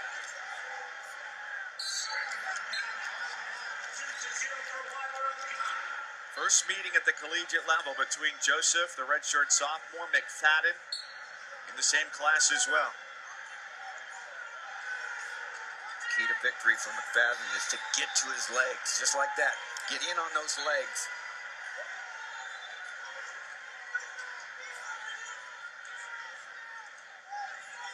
Martinez up 2-1 as he's locked with Marinelli inside of a minute to go in the first. McFadden and Joseph scoreless. And the Hokies this year, Tony Roby sending 3 to the semis for the first time. Quint, what are you guys seeing down from your position? I'm going to ask David about the hand fighting is intense and physical. Well, Alex Marinelli grew up actually in the same program that I did going through middle school and high school, and it just really emphasized with the hand fight and being physical with your hands. And he's very physical, and he looks for those post double leg shots. And Imar is extremely physical as well. So these two match up are just a very physical match. Imar's a little more technical with his underhook, and Marinelli's a lot of power with his post shot. Marinelli ties up with us. It's almost a head slap, and you can see Isaiah like, okay, if there was any chance that the champ was sleepwalking, I think that was erased early in the match. I think any chance that Isaiah was sleepwalking was erased last year. I think last year in the NCAA tournament, I think maybe just that pressure of becoming a four-time national champion was getting to him. And this whole year, he's had a different intensity about him. And I don't think that was going to wake him up, but Marinelli came to wrestle. These guys wrestled in the Midlands as Marinelli was a true freshman, and Imar got to him with just winning all the scrambles, and I think that they both are expected it to be a little bit closer this time, but the intensity of this match is very, very high. Vincenzo Joseph, Penn State, McFadden. What's the challenges that someone like Vincenzo faces as a sophomore champion now? I think when you come as a freshman, you're the underdog. And last year, every single match he came in and he won late in matches. Where this year, he's the guy everyone's chasing. Where he's extremely talented with his counter offense. And this year, I think guys have just changed the way they're wrestling him. And all his matches have gotten a little bit slower pace, where a faster pace definitely favors him. So I got distracted a little bit with this scramble over here. But McFadden he's really talented. He was an All-American, true freshman, had an injury coming back off this season. So, both these matches are so high level that any of these guys could be national champions. So that's what makes it semifinals so special. We demoed Isaiah Martinez underhook with his left arm, correct? The tattooed arm, the left arm. He missed a shot earlier.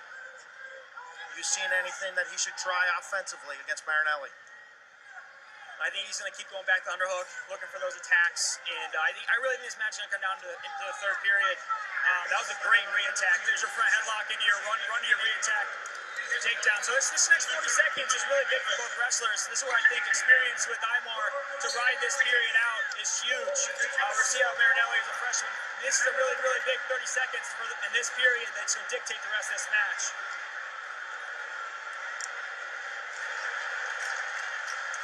Joseph with two. What's Martinez' go-to ride?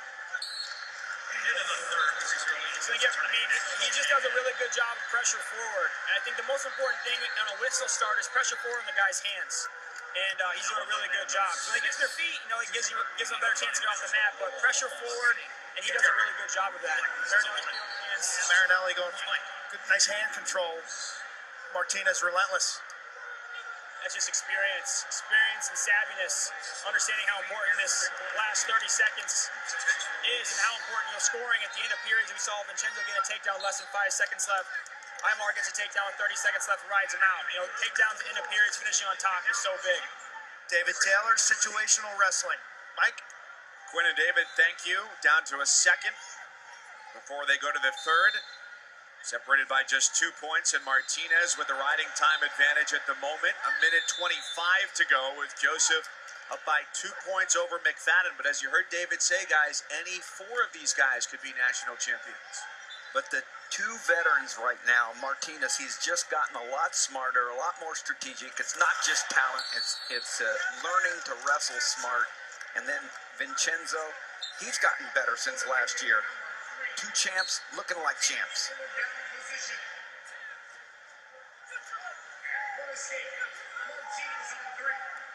For Joseph, his first match here was a major, but they've been close since. 3-1, 4-2 earlier today. And now within 2 points inside of a minute left in the final period. These guys keep going upper body there. See Joseph in that over-under position. I don't think there's anybody that feels more comfortable in that position than Joseph. I agree with you. McFadden's a brave guy to go there, but you got to go with what you're good at. So let's see what he can do here.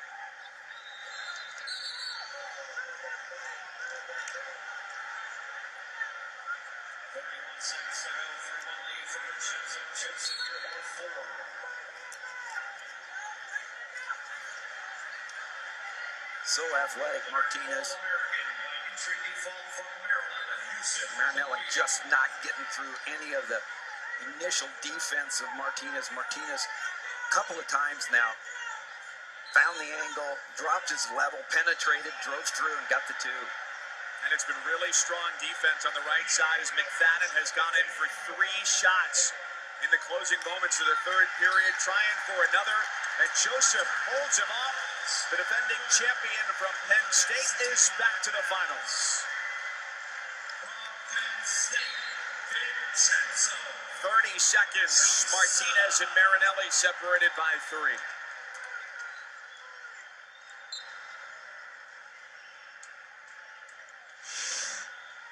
Big Ten rivals, Martinez, the champion of the conference this year. Marinelli, a first-time qualifier, finished 6th there. And now 15 seconds to go.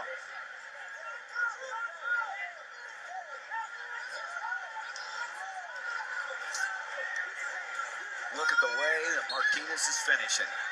Strong from start to finish.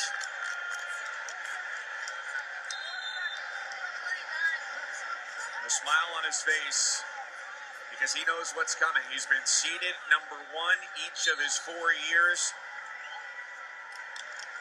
And now we'll go to the finals for the 4th time as well.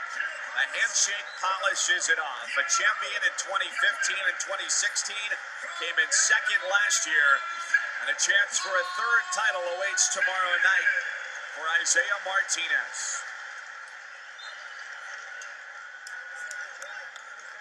He'll have a shot to be the first Illini wrestler to win 3 titles. I'm Mars with Quinn. Imar, how would you best describe the hand fighting with Alex? He's tough, man. He's good. I knew it was going to be a hard fight. We've trained and wrestled with each other before, so we're pretty familiar. It's a hard out every time. He's not going to just let me do whatever I want. Tim Johnson mentioned your focus. What was that like in that match? Focus is everything, right? You gotta focus on what you want to get to. Focus is my biggest weapon. I managed to stay focused when there's 18,000 people. I stay focused on what I want to get done. I go out there and try to execute. What'll be most critical Saturday night when you step on the mat for your final collegiate match? Being grateful, remembering who I am, remembering that if I wrestle, no one can keep up with me. So just staying focused. Congratulations, Isaiah. The rematch many have been waiting for. Martinez and Joseph into the finals at 165 pounds. Sun Devil fans excited to see Zahid Valencia, who picked up a pin in just 38 seconds in the quarters earlier today. He sees Mark Hall with his crown on the line.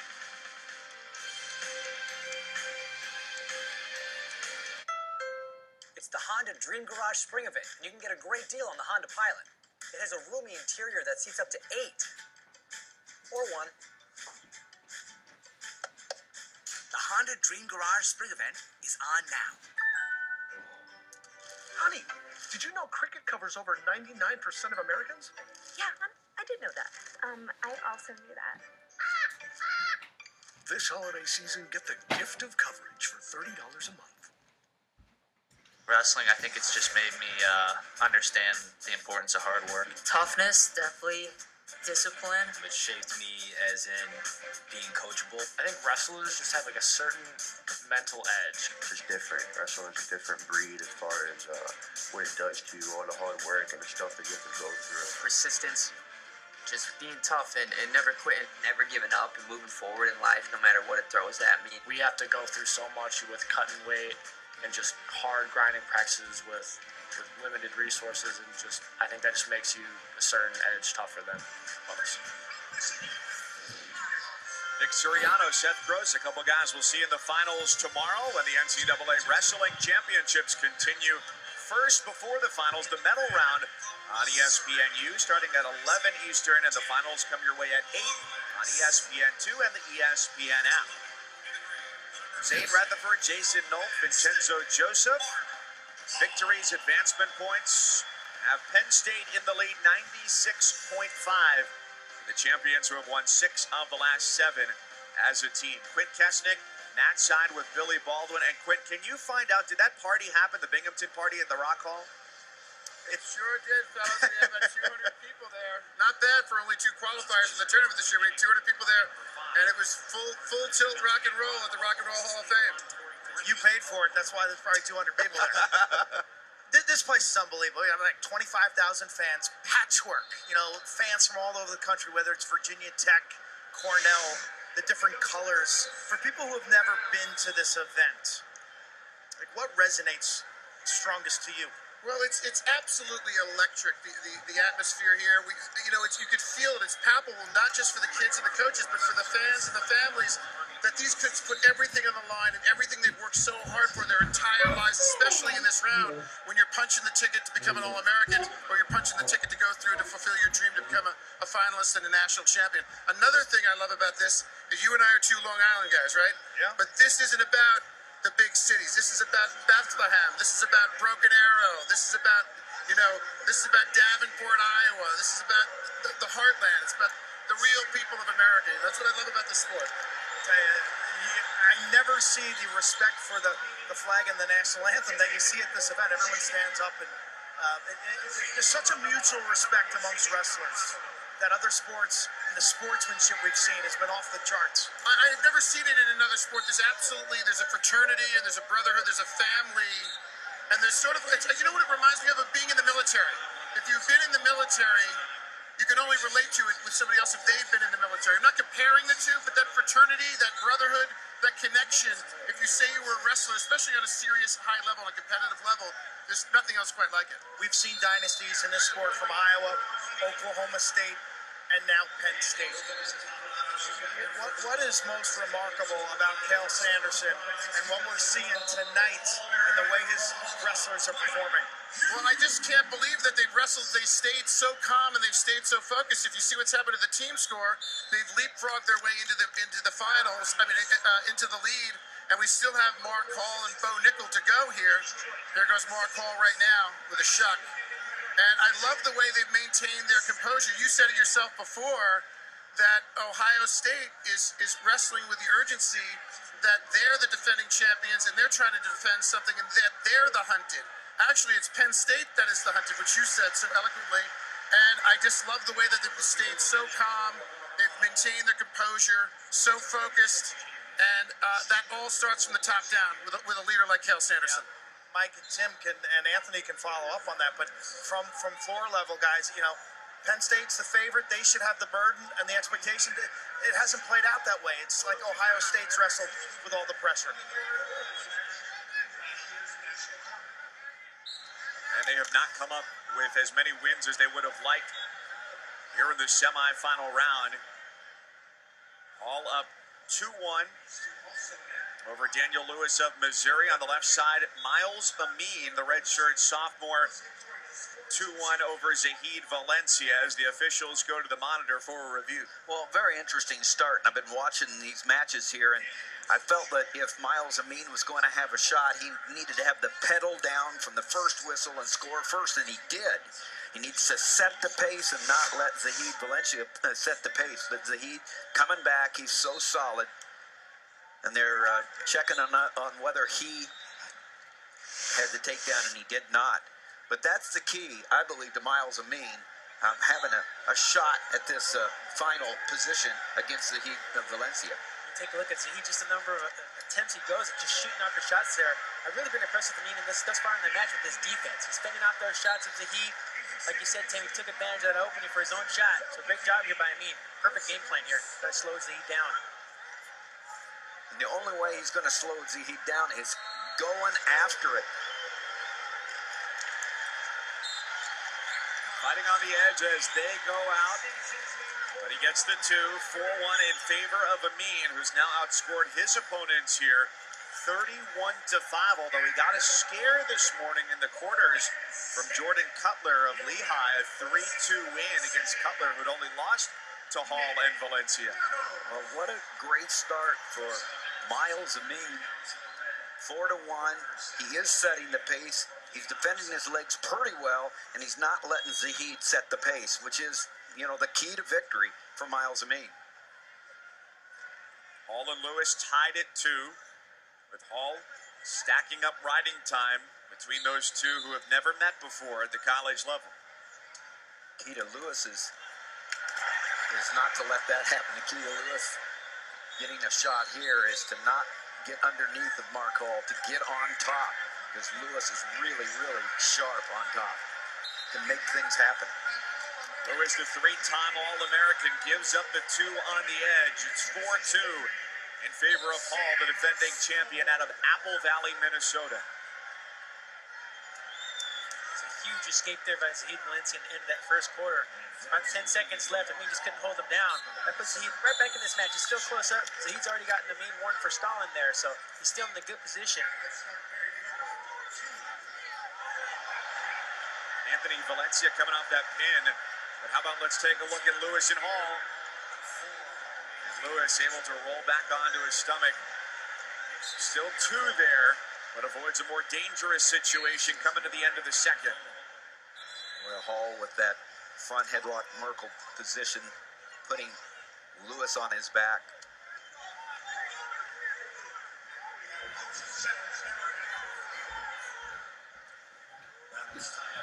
Five-2 in favor of Amin. You look at all his mat returns. They're just so solid. He gets his hips underneath him. His mat returns, he gives it everything he's got, and he drives his opponents into the mat on the return. You've got exciting action in these two. All the WrestleBacks available to you on the ESPN app, on your phone or your tablet, on your computer as well. Watch ESPN.com. Here through tonight and tomorrow's medal round. See if Amin can take that script that I know that he's thinking about, is I've got to keep it going from start to finish. And what a great start, because he has started slow and scored too late in their last meetings.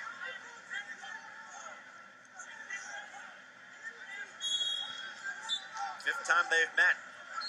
All four have gone to Valencia, who has not had a close match here so far, except blowouts and a pin.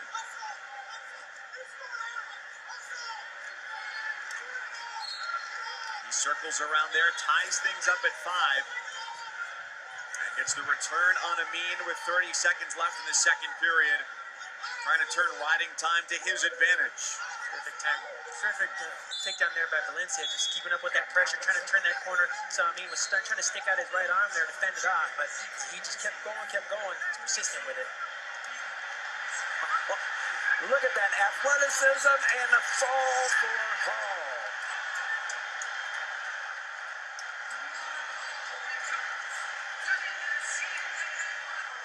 Did that look on his face look familiar or what? The exact same mug after he won the title a year ago. And that's about as much emotion as you'll get out of his head coach.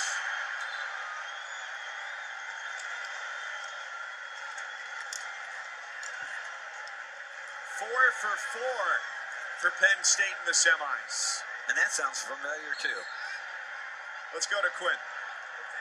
Mark, what happened? Just kept wrestling, got in my leg.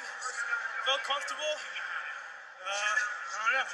Couldn't tell you what happened. He got over the top, flipped him over. What's it like to turn to that big crowd of fans and celebrate? What's that feel like? Not any better than what it feels like for them. They travel the best. They do what they can to make sure every meet is a home meet for us. You're known for your smile. You got a smile out of Coach Kale, though. Yeah. That's special. He might smile more than I do, but I don't know. We both like to smile, so when we can make each other smile, that means that's like a good chemistry connection we got. Congratulations, Mark. Nice job. So Hall is on to the finals for the second time in as many years. It'll either be Valencia, the #1 seed, or Amin. And both of these guys have wrestled very close, very competitively against Hall in their careers. Not thinking about that just yet.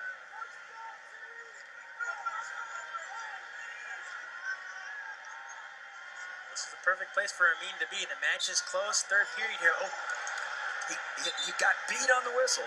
They're going to call a caution. There's a reason he got beat on the whistle.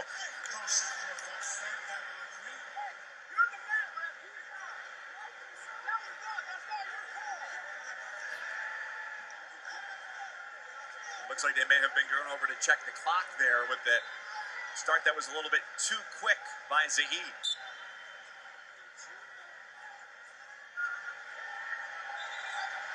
got his arms, staying in good position here. Now Zamin's got to put the pressure on now. He's got a good head inside single to that left side. He's got to get some motion going here, try to get some penetration in a shot. Zahid working the head very well, setting it up for those low outside singles.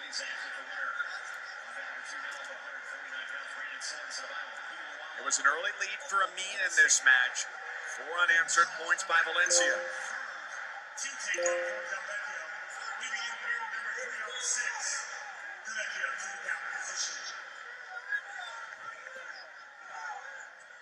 Like how Zahid continues to put the pressure on Amin right now. I've counted 4 shot attempts here.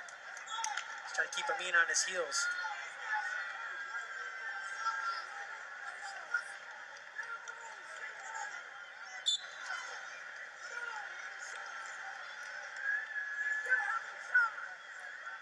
Michigan trying to add to their finals. Stefan Micic from 133 pounds. 5 in the semifinals, vying for that 3rd place. Big match for the Wolverines. Big opportunity, but Zahid slowing down. The pace is his right now, and so is the lead. And he gets the point with the 3rd stall warning there on Amin.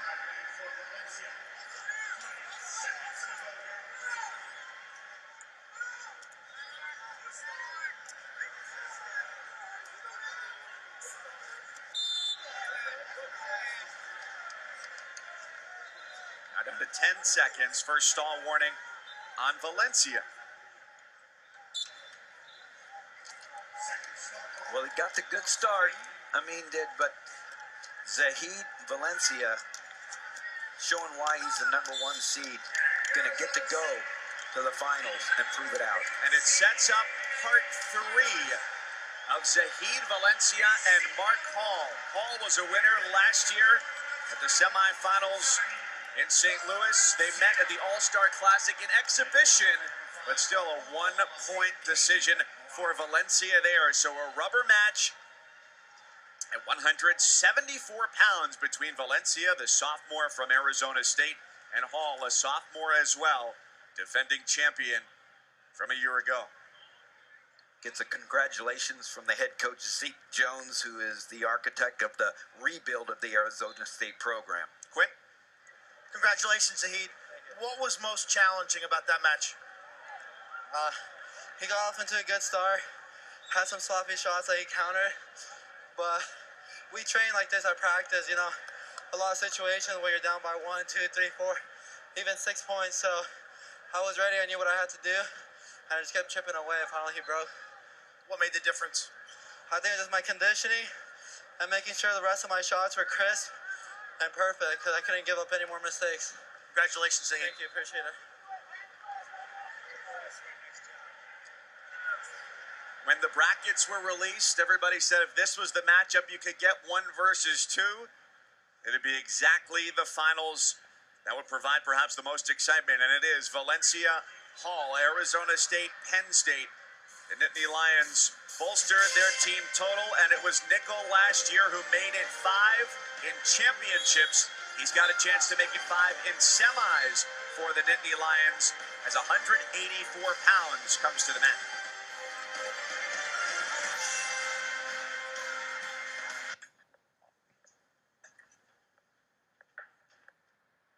I think heroic deeds were all conceived in the open air.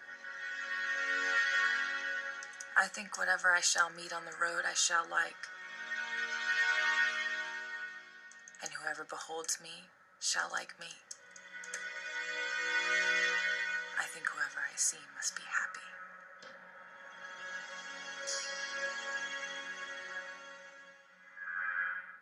Discover card. Hi, I'm just looking at my account and I've got all this extra cash back. Yep, that's your cashback match. Only Discover will automatically match all the cashback new card members earn at the end of their first year. You matched everything I earned this year? Yeah. Woo! More money, more money! Ah! It's all very exciting. I'm gonna spread the news. Spread it wide. It's cashback match, people! You know that, you all work here. New new card members get a dollar-for-dollar match at the end of their first year, only from Discover. The NCAA Women's Championship, presented by Capital One, continues tomorrow at 11 Eastern on ESPN2, and then at 1 Eastern as well, with more first-round matchups. Big wins today for top seeds Louisville and Notre Dame. Tennessee, third seed, dropped 100 in its opening round game. Check your local listings for the game in your area at 11 Eastern and 1 Eastern on ESPN2 and the ESPN app. Mike Cousins, Anthony Robles, Tim Johnson, Penn State 109 to Ohio State's 87.5. And the 4 losses here in the semis have been critical, impacting that team race. Well, when it's compared to the 4 wins by Penn State, we said if Penn State runs the table with their 5, they're going to be hard to beat. Here's a champion. 2 years ago, Miles Martin continues to get better. Great attitude. Everybody looking forward to a potential 1-2 matchup in the finals, and there's 2 and 1 that we're looking at. Bo Nickel and Miles Martin on the 2 screens. Nickel, the redshirt junior, against Dominic Albenader from Michigan, the redshirt senior, an All-American for the first time in his final season. How about it for the 4-time qualifier, doing it back here just 24 miles from home. On the right side, Miles Martin, 3-time All-American with a win over North Carolina's Chip Ness earlier on.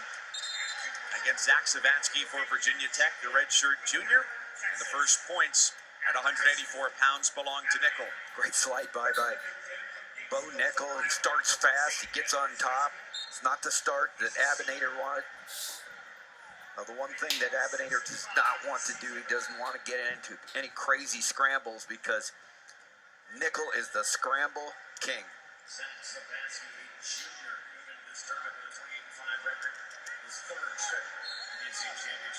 I don't think there's any place that Bo Nickel feels uncomfortable. He feels comfortable being uncomfortable. Abinader breaks free. 2-1 the score. Still scoreless, Martin and Zavatsky. And Abinader earlier today keeping a very big streak alive at the NCAA tournament by becoming an All-American. St. Edward High School in Lakewood, Ohio, just west here of downtown Cleveland, makes it 28 straight years for that high school with an All-American at the Division I level. Nickel with another takedown. 4 different moves there. Went from one thing to the other, then he ducked in, attacked the hips, and finally, with the 4th move, the inside trip. Talking about Nickel, his chain wrestling, unbelievable. Abinator's going to have to get off the bottom here, open up, and extend himself right now if he's going to stay in this match. He's been so important, Abinator, to the team. What a team Michigan has had. And he was one of the guys that redshirted, Kuhn, Pantelio. And they are really having themselves a year, but right now, Bo Nickel trying to become the 5th finalist for Penn State, just like he was last year in this same round.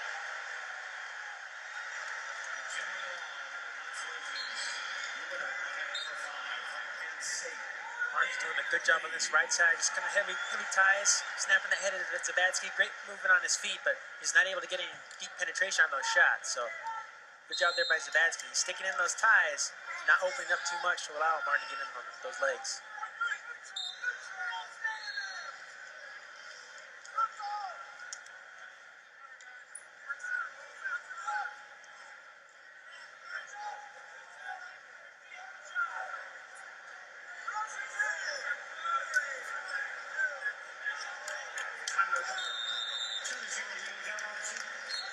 First comes to a close between Martin and Zavatsky. Martin, the junior from Pennsgrove, New Jersey,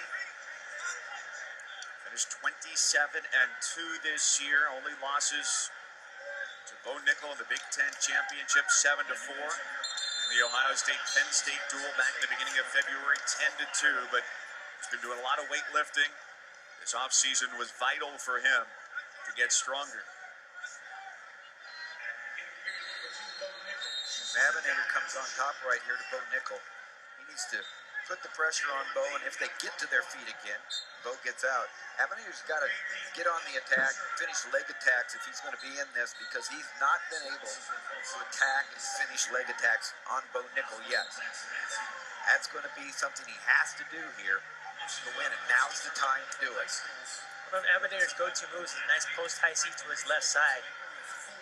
He's got to start moving forward. I agree with you, Tim. He's kind of more reacting to what Bo Nickel is doing, kind of sitting back, waiting for that attack. So he's got to get his offense going here. Don't just hang in the ties. Don't just wait to defend that onslaught from Bo Nickel. Go after him. Because the reaction has not worked.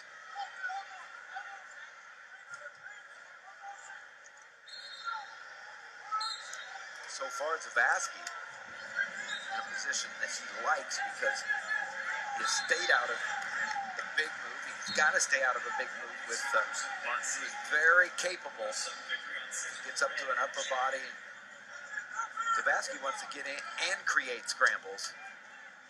Wrestle his way. Nice attack by Martin. Now that is the action that Abinator needs to at least attempt against Bo Nickel. But great shot, double leg all the way through for Martin for the 2 points. Good movement down there by Abinator. He was working on the head, dropped down, attempted on that shot. That's what he's got to do. He's got to do some heavy snaps there, quick setups, go for some attacks here, get on that leg. As Mike said, Abinator's been a bubble guy for the past 2 years. He's not been able to have good national tournaments. Well, he's having one this week, and just happy for a guy like that, a leader on the team that's meant so much to be an All-American and to have accomplished one of his goals. Right now, he wants to not leave anything on the mat. He needs to open up, nothing to lose. The type of guy that all of his teammates, his head coach Joe McFarland, they all root for a guy like that. They've been to the NCAAs 3 times before. Never been to the podium, and the first time this year after taking down NC State's Pete Renda in extra time.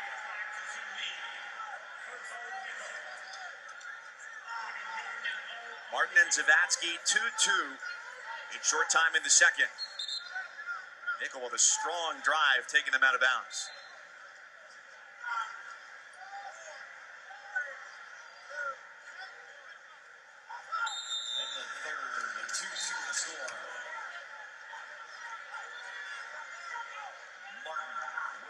One thing that's always so remarkable, I know we talked about it throughout the course of the weekend, the stoicism of all Penn State wrestlers.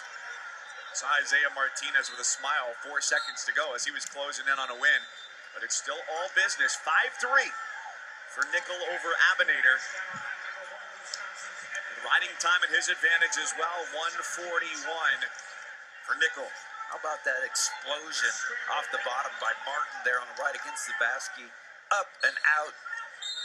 Hips underneath him. He just exploded. Always a lot of urgency on the part of Martin. Gonna get that opportunity if he keeps in his game. Get that opportunity for a second national title, but he has got to stay on his game, keep the pressure on Zavatsky. Nice re-attack there by Martin. Just great footwork there as well. He's constantly moving around, in and out, not staying in one spot. It's making it hard for Zavatsky to get his takedowns going here in this final period. We haven't seen anything flashy, but Martin's pretty conventional, but he's good at it. And that takedown, just a straight double leg, but you saw the laces up, and he drove through all the way off the mat. Great hips there. And the 2 points coming in, boy, just spinning around.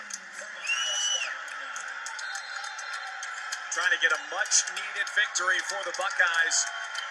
Here in the semifinals, bringing Zavatsky back down to the mat again, riding him out with 40 seconds to go in the third. This is a shot in the arm the Ohio State Buckeyes need right now because they've got lots of people alive. Tonight, tomorrow morning, big opportunity and very important time for Ohio State.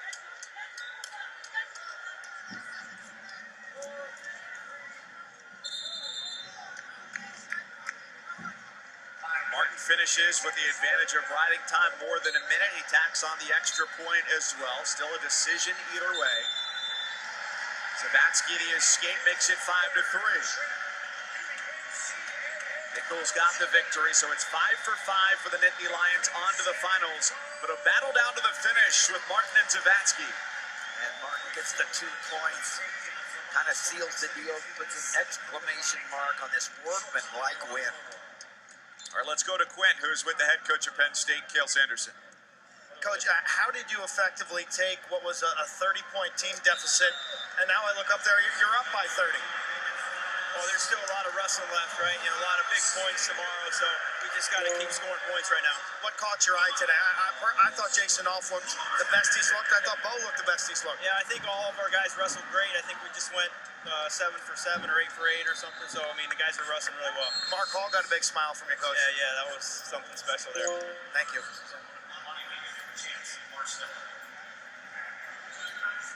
Something special indeed, Coach. Well, he's something special. He's done something special, and it's something special is going on at Penn State.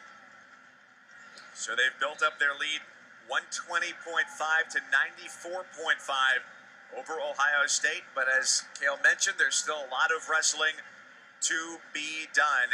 Nickel and Martin going into the finals at 184. Earlier today, the great story of Kyle Cannell, the junior from Kent State, continued.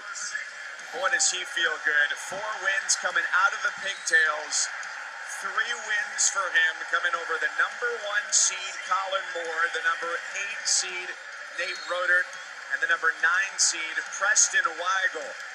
Kyle Cannell in his home state, he's on top of the world. I can beat anyone. That's how I feel. I can beat anyone. And that's why I came in this tournament with the mindset. There was a moment in your career you walked away from the sport. Yes, sir. Why'd you come back? Unfinished business. What is that? All American. I just did it.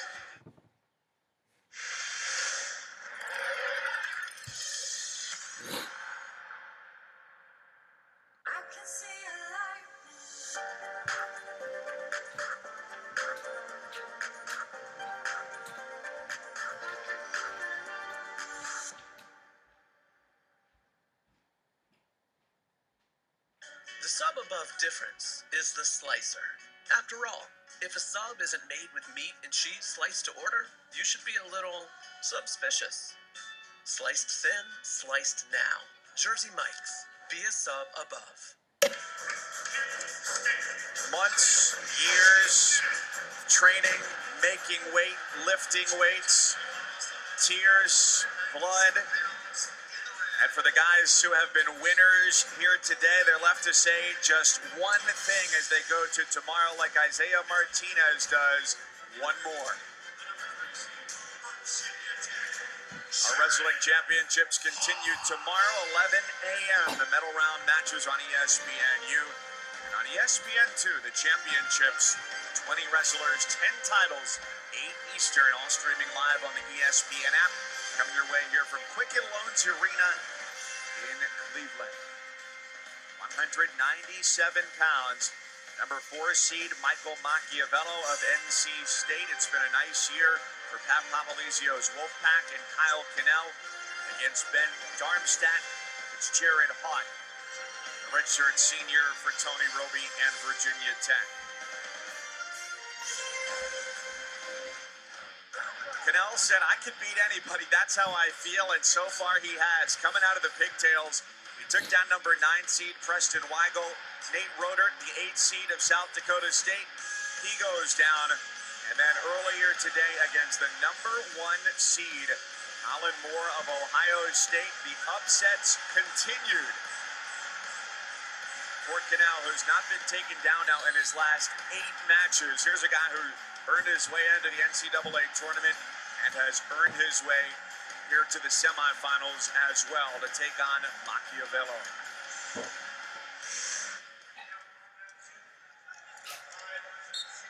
The stat that jumped out at me, Darmstadt's 30 straight wins. There's something in the water in Ithaca with these freshmen. I'll tell you, Rob Cole is got something going on there with that recruiting class and the future for Cornell. Darmstadt had a really dominant freshman season. There's Cannell going to work right away. The 2 against Machiavello.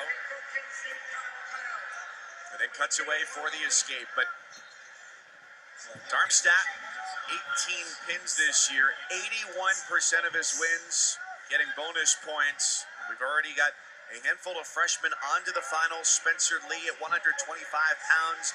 Yanni Diakomahalis at 141, his Cornell teammate, and at 157, Hayden Hidley from NC State. Nice early takedown there by Cannell. And see right away getting on that leg again. This guy's fired up. He's hungry. He's not just satisfied being All-American. He wants to get to the top of that podium now. He's going for it.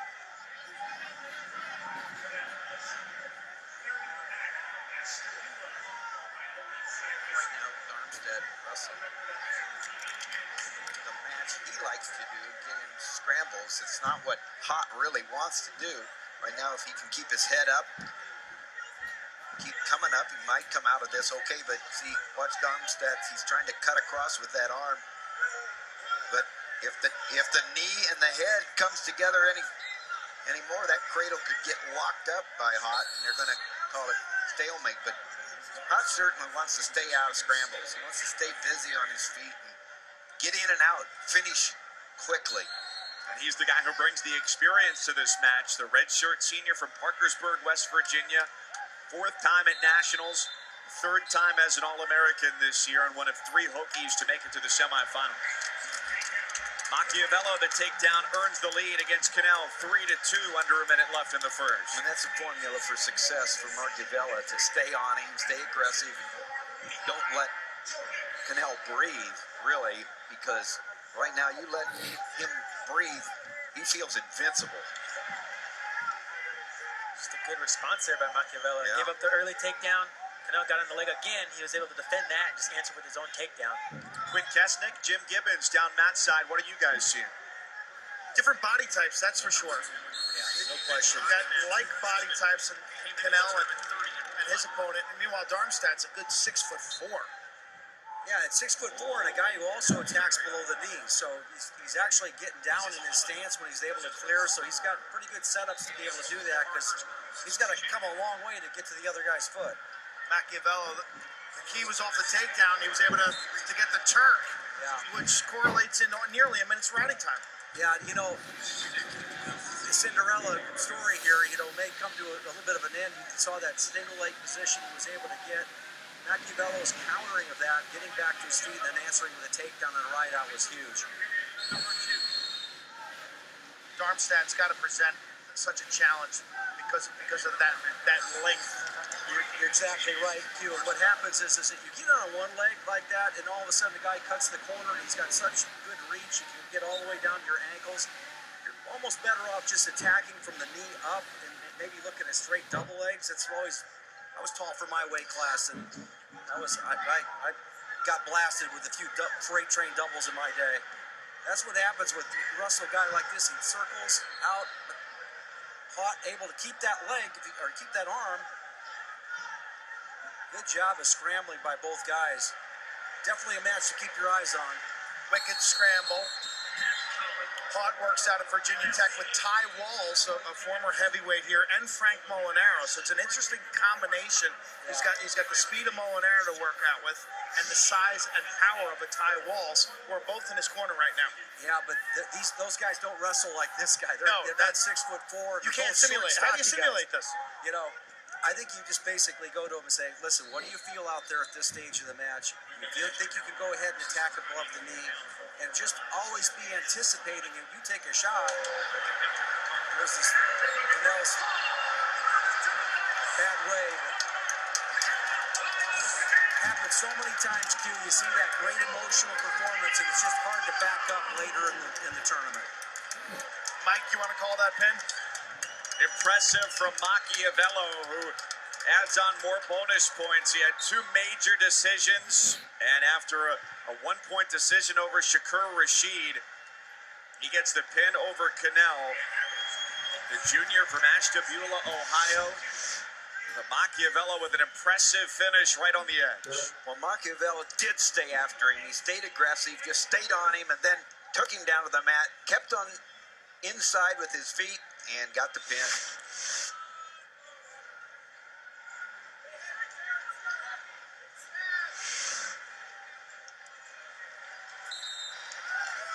Scoreless with a minute left here in the second, Jim.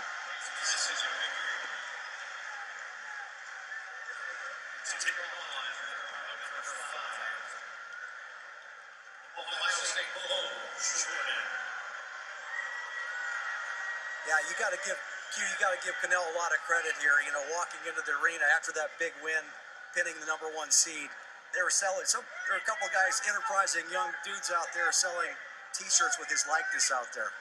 That's an NCAA violation, Coach.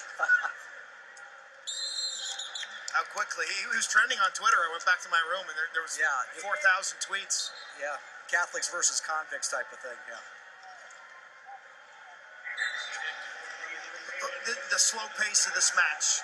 They could favor Jared Hall. There's that straight double. Yeah, you know, and that's what happens when you get a little break in the match and you get a chance to talk to your coaches and exhale for a little bit. Now Hart has to be able to be careful not to give up a reversal.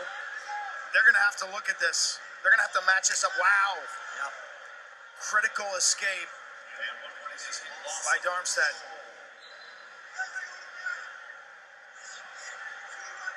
Mike? Right, 2-1 on to the third here as Darmstadt starts on the bottom in pursuit of the escape point to try and tie things up.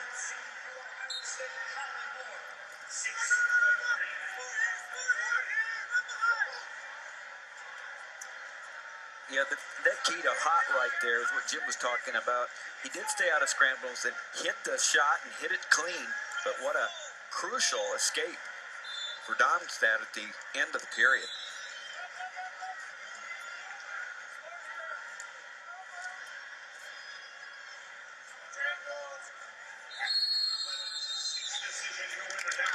Stalemate back to the middle, a minute 31 to go. Hot, the redshirt senior, four-time qualifier in his final nationals against Darmstadt, the freshman from nearby Elyria, Ohio. Wow. Right in on it, he's got him on his back, and it's over. Hot is on to the finals.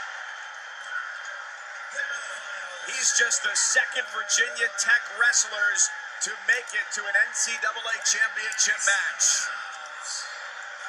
Wow, patience was the key in that matchup for Hot. Just way to go there, just sticking all the way through, waiting for your opportunities to score some points. See if they're Darmstadt, waiting for a takedown attempt. Hot was ready for it, whipped it right over, big pin there.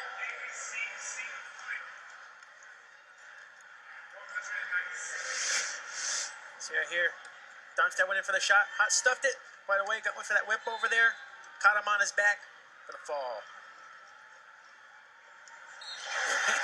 A Waltz and Molinaro on the right, Waltz on the left there.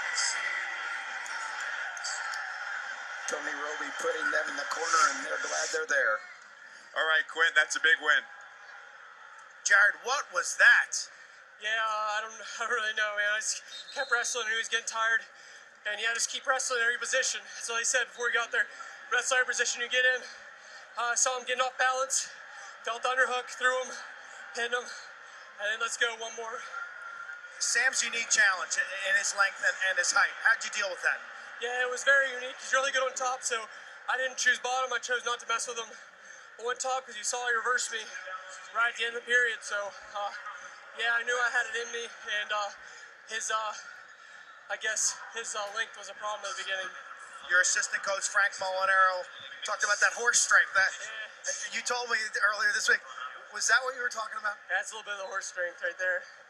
Congratulations. Thank you. Jared Haught in good hokey company with Devin Carter, who made the finals in 2014. Haught is number 2 out of Blacksburg to reach the championship. Michael Machiavello from NC State. It's a couple Wolfpackers in the finals. One at 197. Heavyweight coming up, Adam Kuhn from Michigan. He's ready to go. 28-1 this year for the native of Fowlerville, Michigan. And one of the greatest of all time, Kyle Snyder, who had his second closest regulation match last time out against Derek White. Those two take the mat next.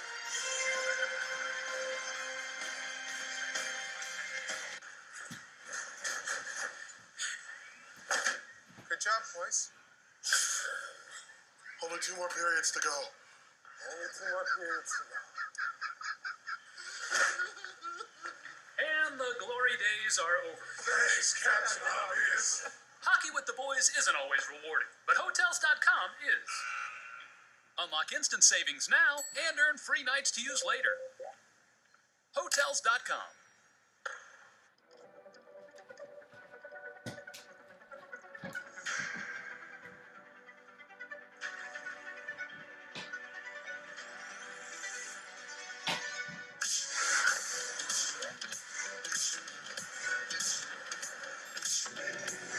Get high-speed internet from AT&T. $30 per month, no extra monthly fees. More for your thing. That's our thing. Visit att.com/internet. Some are undefeated, just freshmen as they move on to the championship round. Others await rematches from earlier in their career as they try to defend titles. 18 finalists have been decided, 2 more to go. The championship's coming your way tomorrow night, 8 Eastern, ESPN2. Penn State going a perfect 5 for 5. And Ohio State with some work to do after its first 4 wrestlers here in the semifinals did not win.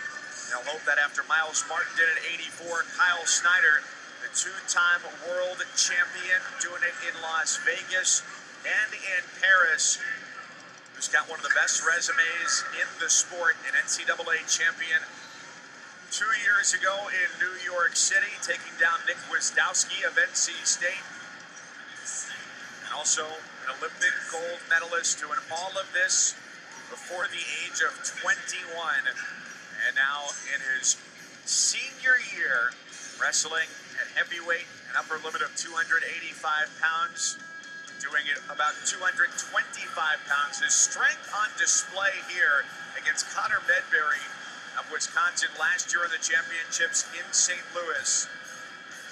The victor once again. So he draws attention, hundreds of thousands of followers on social media wherever he goes, and he spreads a message of positivity. Positive infinity is the hashtag the Buckeyes have. And that's picked up everywhere around the wrestling world. Brandon Paulson, Olympic Greco-Roman great several years ago, knows what he's talking about with that tweet that said Snyder's the best of the whole lot. So it's Kyle Snyder on the left against Duke's Jacob Casper, the redshirt senior from Lexington, Ohio. On the right side, Michigan's Adam Kuhn against Amar Desi from Oregon State. A couple of redshirt seniors there on the right side. Something to note here, TJ and Anthony, you look at Snyder's left hand, and as he came off the mat in his win earlier today against Derek White of Oklahoma State, was clenching that hand into a fist a little bit. Maybe nothing for him, but just something to look for. Kyle Snyder, he's a warrior. I remember last year he had some rib problems. The national tournament, he was able to battle through that against Casper, I believe. And he's just one of those guys. When it comes to the competition, he's going to rise to it. He's not going to let anything hold him back. It's a good memory, Anthony. When they met last year in the NCAAs, it was 19-6 in favor of Snyder against Casper. Got in on a shot and got extended. Didn't get all the way through, and Desi extends him, gets the 2 points. Kuhn out real fast. Terrific early takedown there by Desi. Desi's a talented guy. It's great to see him finally hit his stride. Earlier on in this season, he had a big bulky brace on his left knee there, and that's what's been plaguing him these past couple of years, is knee injuries. He's had to sit out last year. He's finally looking healthy, like he's getting his rhythm back, getting his attacks going. Definitely talented. He does have what it takes to climb that podium. It's a good matchup here.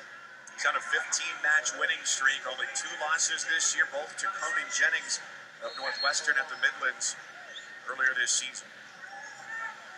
So in other words, just one bad day. That's it.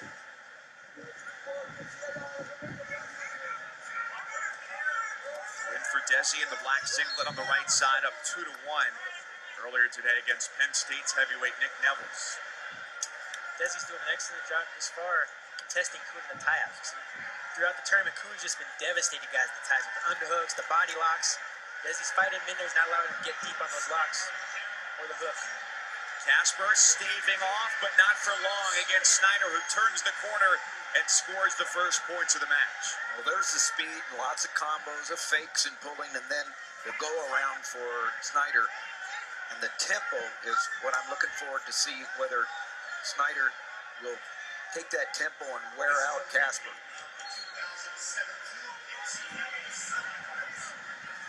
Running the pike, nice job, snatched the single, lowered the level, got the 2 points for Snyder, a second in this first period. Against Casper, the ACC champion for the second straight year, seeded 4th at 285. It's 4-1 Snyder coming in a flurry there at the end of the first. Going to the second, Desi and Kuhn separated by a point. Snyder's used to wrestling these guys that are quite a bit bigger than him with Kuhn, and White from Oklahoma State was pretty big. And Casper looks like he's, I'd say, maybe about the same size as Snyder, maybe a little bit lighter. So it's probably a nice change for Snyder wrestling a guy that's not as big. Wow, Casper doing a nice job because Snyder wasn't able to lower the level and go drive forward. He ended up sitting backwards and Casper getting the takedown.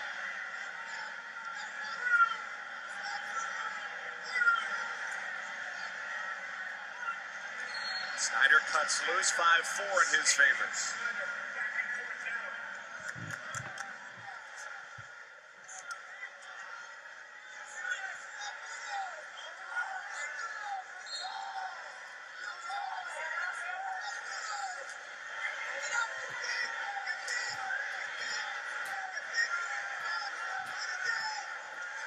Coming off a 4-0 lead against Nathan Butler. Looked like he had a pin right as time expired, but did not get it. 28-1 this season. Hoping to become first Michigan native to win a title for the Wolverines since 1979. Really working, trying to work that right side underhook. Desi keeps dropping that elbow down, throwing it out. Straight battle up top there by both wrestlers. Snyder on the drive, runs out of real estate there. Snyder's MO, he does continue to snap you, pull. In most cases to a point of submission, but Casper, he is tough, he's shown it. And there, he got Casper just basically falling forward, snapped down the go around, another 2 points for Snyder. Snyder wrestling for the opportunity to become a 3-time champion. Building up riding time with the second period winding down. Snyder, Bo Jordan, Nathan Tomasello, all 4-time All-Americans. It's the first time that 3 teammates have accomplished that in the same year. Tells you just how special this season has been for Ohio State. Whichever team comes out on top, and let's say we're looking at the team race, Penn State, Ohio State, as we said back on the first day of the tournament, whichever team ends up in second might be the best second-place finisher of all time. Well, you mentioned that's a really cool stat there. 3 guys getting 4-time All-Americans in the same year, and those 3 have made such a difference. Tom Ryan has built this program on those guys' attitude, their capacity, the culture they've built, and very, very special, both the accomplishment and the young men.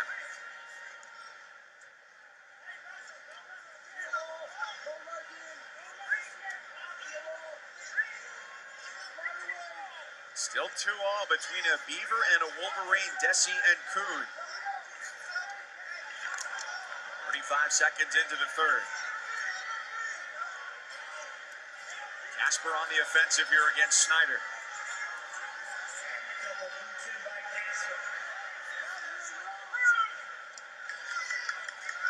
Nice job there by Snyder getting up to his feet. Casper had a good little crab ride going, was able to sink in both legs, but right away Snyder popped right up, was able to clear out of there.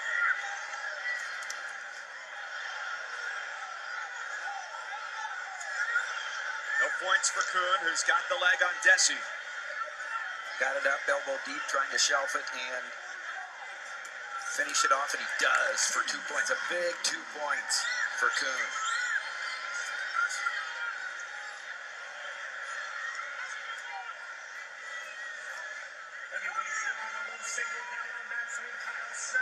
Snyder keeping his head up, coming around.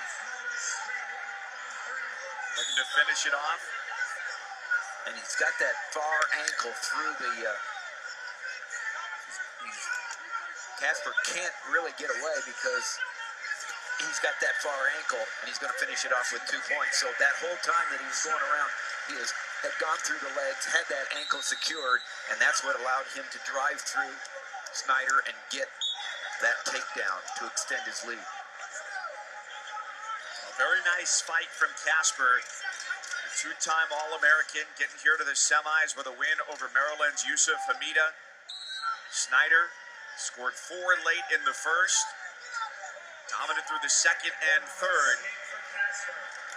10-5 your final there.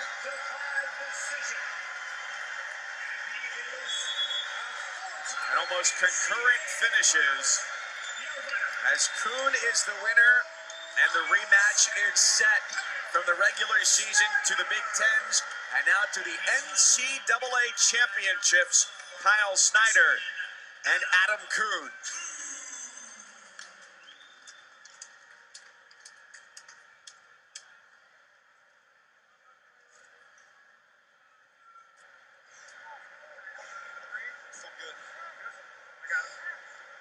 All right, let's go to Quinn. Congratulations. 4th time you've won your semifinal match. What's it like coming out here tonight on this arena? It's always really cool, amazing atmosphere, almost over 18,000 people, so it's an amazing opportunity. What's the challenge that Casper presents? He's pretty good at the top, and he tries to throw. Those are probably his 2 best things. What was it like today when the Buckeyes got off to that rough start? And I know you're either sitting in the stands or sitting and watching your teammates have some tough results. How do you handle that? I mean, I've been in a lot of situations where things don't go my way or the team's way, and you got to put it behind you. I care about every guy on my team a lot, and we're wrestling back hard, so that's pretty good. Yeah, Colin gets a win. I thought Miles, considering what happened in front of him, I thought Miles really wrestled well. Were you able to watch parts of his match? Not really, no. You would have liked what you saw. That's good. What's the rally cry now? Trailing, but you got a lot of guys involved. What will you encourage your teammates to show tomorrow morning? Oh, well, just got to wrestle back and try and get third, and they already know that. I don't have to tell them anything, and then we got to have some teams from other teams take out some Penn State guys. What are you most looking forward to about tomorrow night? Round 3 with Kuhn. It's going to be awesome. It's a pretty unique challenge, and I'll be prepared for it. Round 3. Yeah. Congratulations. Thanks. Mike. All right, Quinn. Well, what should we expect, Tim, from round 3 between these 2 heavyweights? He said it. Awesome. I mean, it's going to be awesome, and whoever wins is going to have to wrestle the best match they've wrestled in their college career. To finish things off, number 1 and number 2 at 285 pounds. A slow start for the Buckeyes today, but a strong finish at 84. Miles Martin onto the finals to take on Bo Nickel. And as expected, Snyder is there as well. Lots of wrestling to go as the Buckeyes and Nittany Lions vie for a title. We'll look ahead to tomorrow when we come back here to Cleveland.